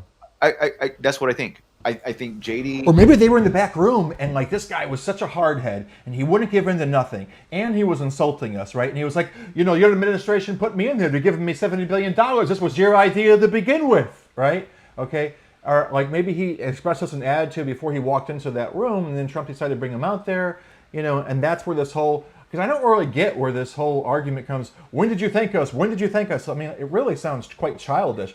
Did you thank us today? No, not before. Did you thank us today? In this session, while we've been here, when have you thanked the United States of America for helping you kill all these people? Yeah. Like I said, before we broke it up, though, what we were talking about, I was like, why? Again, my naivety. If my enemy is globalist, my enemy is Satanist, right? Anybody that is a globalist or a Satanist is my enemy, right? So if you if you are a bad government for 100 years and you killed a bunch of people, but then at the end you realize it was the globalists and the Satanists that coached you into doing this, and now you say, I'm against the globalists and the Satanists, right? You're now my friend. I now have peace with you, right? And we have a common enemy, right? So where's the reason for war? And where's the reason for disagreement? You know, why? Because we just don't want, we just have that fear of another global superpower existing in the world. I mean, I get that, but to me, a stronger enemy is someone who sees the enemy as the devil, right? Like, not somebody who has a philosophical difference, but like, if you articulate the enemy as being some sort of political force, but when you articulate the enemy as being Satan, you're my best friend. That's what they've done. Yeah. And you know, to Vincenzo Mera, humility doesn't mean it's not strength. The greatest strength is meek, but now it's good that Trump and JD are being bold. What I would say is that, like, I do agree with that, you know, you can still be humble, have humility, and still project strength. And I would say that also, I mean, Christ was meek, but he wasn't weak. So I would agree to that. But yeah, like Trump and JD being bold, like I think it was a little bit more than that. You know, I think there was a little bit of a red hair, you know, growing up JD's neck or something like that. You know, I think he it just wasn't a good argument. It was like a bad argument that he brought. It was just the wrong time. It was lame. And at, you know, maybe there was something going on behind the scenes, and I think that's what you were alluding to. Maybe because he wasn't disrespectful. I didn't see Zelensky being disrespectful. That's the thing. Yeah, so like, during that whole thing. Yeah, during that whole thing. And that's what JD's saying. It's like, you're being disrespectful. When did you thank us? Well, what are you talking about, JD? He didn't just do that, bro.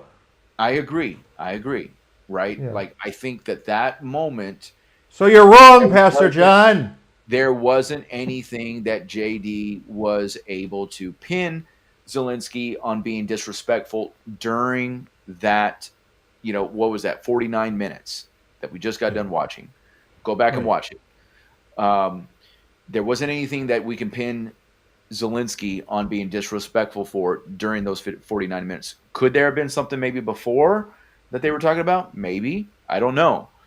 But at least during that moment, during that interview, again, I just think that JD felt like he was in another audition. Hey, here's another opportunity for me to shine to the American people, so that the American people will remember me. I was strong. I have a good foreign policy. I'm strong against the globalists or whatever. And maybe that's where he's coming from.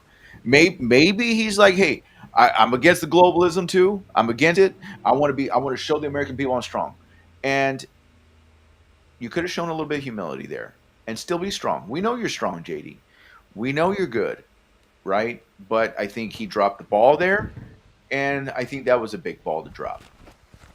I think that was they're driving down the field type moment. This is the game-winning football drive. There's a game-winning drive, and they handed the ball off to JD, and I think he fumbled it. That's what I think. Yeah, maybe. And it sounds like we're wrapping up here. So, this is one thing that I'll just give the float. Zelensky said something along the lines of, "I hear from the United States that America has given Ukraine hundreds of billions, 177 billion to be precise." This is on February 2nd, or even 200 billion, as some say. As the president of a country at war, I can tell you, we've received no more than 75 billion. The rest, over 100 billion, of that, 177 billion or 200 billion, we never received it. I don't know where all the money is. He clarified that the aid Ukraine got wasn't cash, but mostly weapons valued at about 70 billion, plus some additional support like training or humanitarian programs. Now, since he said that on February 2nd, I haven't heard a lick about this. Just like I haven't heard a lick about, Thomas, what's his name? Thomas Matthew Crooks, the attempted assassination of Donald Trump over there in Butler. I haven't heard Doge say a single thing about this. And this came out of Zelensky's own mouth, right? I heard Donald Trump say it recently. Did you? Yeah, I heard Donald Trump actually mention that. He was saying, that we sent him all this. Oh, and Zelensky said that he only received X amount, right? I actually heard Donald Trump say that. It was a couple days ago. Okay, cool. Yeah. Because I feel like this is one of the biggest things that we got to find here. Because we're claiming that they're a proxy state, that they're a money embezzling operation, just like Afghanistan was a money embezzling operation. Yeah, that makes a lot of sense because that's how it works, right? The United States Treasury prints. It was one of those blank checks that they don't, there's just checks sent out that has nothing on it, that's untraceable. We don't know where it went. But who are the checks going to anyways are always written to the military defense contract. Look what he said. He's saying that we didn't receive any in-cash donations, right? This is the way that the war machine has always been rumored to exist, right? So the Federal Reserve, the Treasury Department prints new dollar bills. Who do those dollar bills go into hands of first? Military defense contractors, right? And it's always been through the pharmaceutical industry and through the military defense contractors, by which we suspect is the greatest, vacuum of U.S. funds, money embezzling operation, right? So, I just feel like Zelensky, this coincided with the same exact time that it was being hinted at that Elon Musk had just gotten into the Treasury Department, right? And then the next day we have Zelensky on TV looking sort of panicked, right? Making this expression that they didn't actually receive $70 billion. So it just feels like there's an unlimited number of wins, of exposures that are coming down the pipe, right? And I think if we add all these together here, the narrative is actually pretty clear.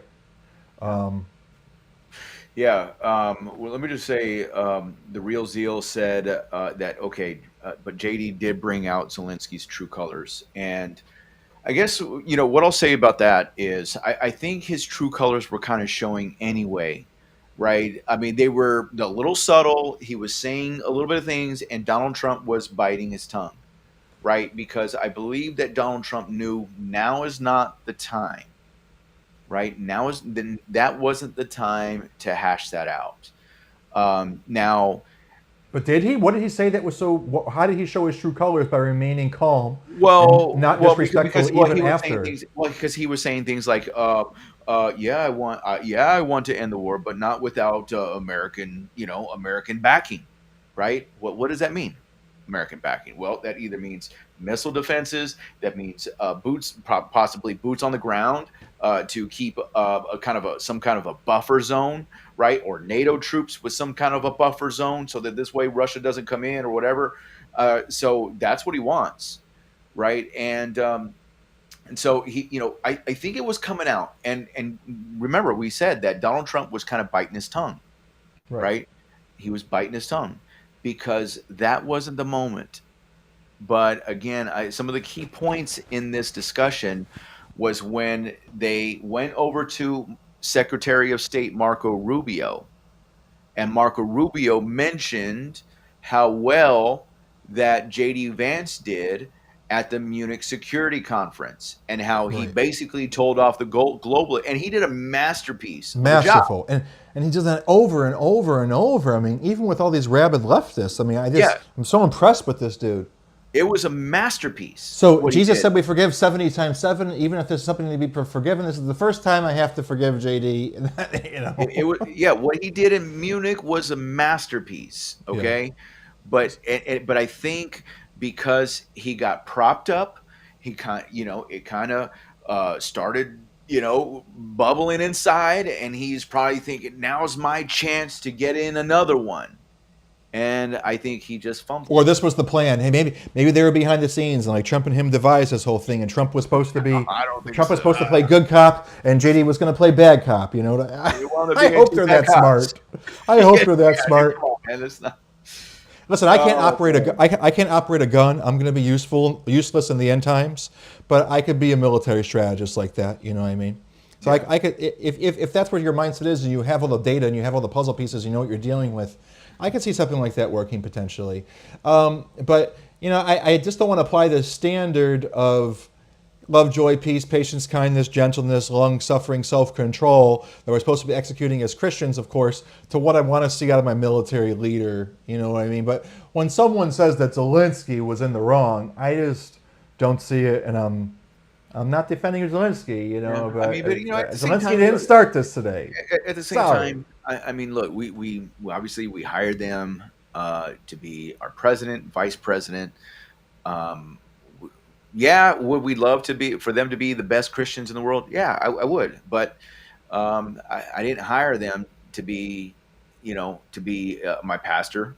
I say this all the time. I didn't hire them to be my spiritual standard for spirituality or anything like that. I didn't hire them to be my Jesus, right? I have Jesus for that. I have my own pastor. I have my own overseer, and we take our final authority from the Word of God. Are they going to make mistakes? Are we going to make mistakes? We're going to make mistakes, And do we forgive them? We forgive them. But I think we just have the duty. We have the duty to call it like we see it. I have the duty to tell you what I think is the truth and what happened. Am I a Trump supporter? 100%. Do I like JD Vance? Yes, I like JD Vance. Do I see him as an opportunity for him to be the next president of the United States? I do see that. And he's probably still sitting at that top position.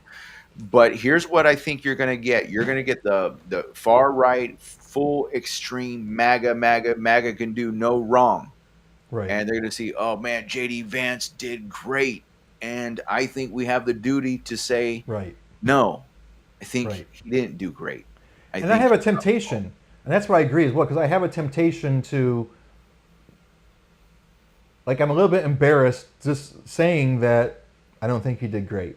Or I have a temptation to keep my mouth shut too. And I don't want to get in the habit of doing that. But I also don't want to be like, one day you're bad, one day you're good, one day you're bad. Who am I to be critiquing these people? You know what I mean? I guess what triggered me today was just that other people are trying to gaslight me and say Zelensky did something wrong. I don't see it. And so you want me to just cower and bend and pretend that I saw Zelensky do something wrong? As I'm analyzing this? No. I think what we're doing is we're keeping people accountable.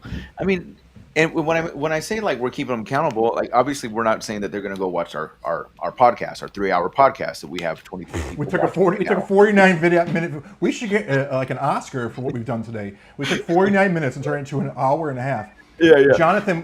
Brother Jonathan would not be pleased. Yeah. So I don't think that they're going to necessarily watch our video, right? Obviously. God, let's hope not. But hey, but all the videos are going to AI now. I mean, You know how many I've talked to Grok in the last couple of days, and it literally has a knowledge of videos I just saw in passing that I didn't even bookmark the video or save it, and I paraphrase what was inside the video spoken, and it's bringing up the post. Yeah. Crazy. AI is getting insane. Let me just finish my point. Thank Sorry. you, Matt. It's okay. I forgive you. I don't even know what my point was, but I did it again. Yeah. Anyways, look, I think again we have the duty and the responsibility to say if what they did was right, if we think that they could have done better. That is our job. They are serving us, and we have a job to keep them accountable. And so that's what we're going to do. We're going to call it like it is. We're going to call out truth on whatever side it's on. Okay? Whoever is lining up with the truth, that's just where we're going to be, right? Because those are on the side of truth, hear his voice, Jesus said. Maybe we just wanted to show off and say, hey guys, we're not always agreeing with every word that comes out of Trump's mouth. We're not just apologists and yes men. No, look, everybody's going to talk about I think today's a big deal. Today's a pretty big deal, I think. Everybody's talking about this, right? Everybody's talking about this, and I think there needs to be a voice that is aligning with the truth. Yeah. And that's where we want to be. That's the goal of Faith the Nation. But it irritated me today when I made my post and a bunch of my leftist friends liked it. I'm like, oh no. Literally, I post something about. Well, JD, they're gonna and like anything. They're gonna like. They're gonna like anything, whether if it's criticizing. I know it makes me feel like a traitor, though. It's fine. I'm like, don't you like my post? You leftist crazy person, you godless soul. Find Jesus. Amen. All right, guys. Well, look, man. Thank you guys for hanging out with us. Those real zeal, hanging out with us strong. 2 hours and 51 minutes. James Washington, thank you guys for watching. Gospel Man, #1. Harold Lee, I see you, brother, watching. And all those, Noah, I think Noah was watching for a long time. Thank you guys for watching. Be sure to like the video, share it. If you're comfortable with sharing a 3-hour video on your social media, but definitely go give us a subscribe to our new YouTube channel. A link to that is always in the description below. We would really appreciate your support. Be sure to do that. Thank you guys for watching. And remember, it's time to rise up and faith the nation. God bless you guys. Thank you guys for watching. Peace. Peace. Peace. Peace.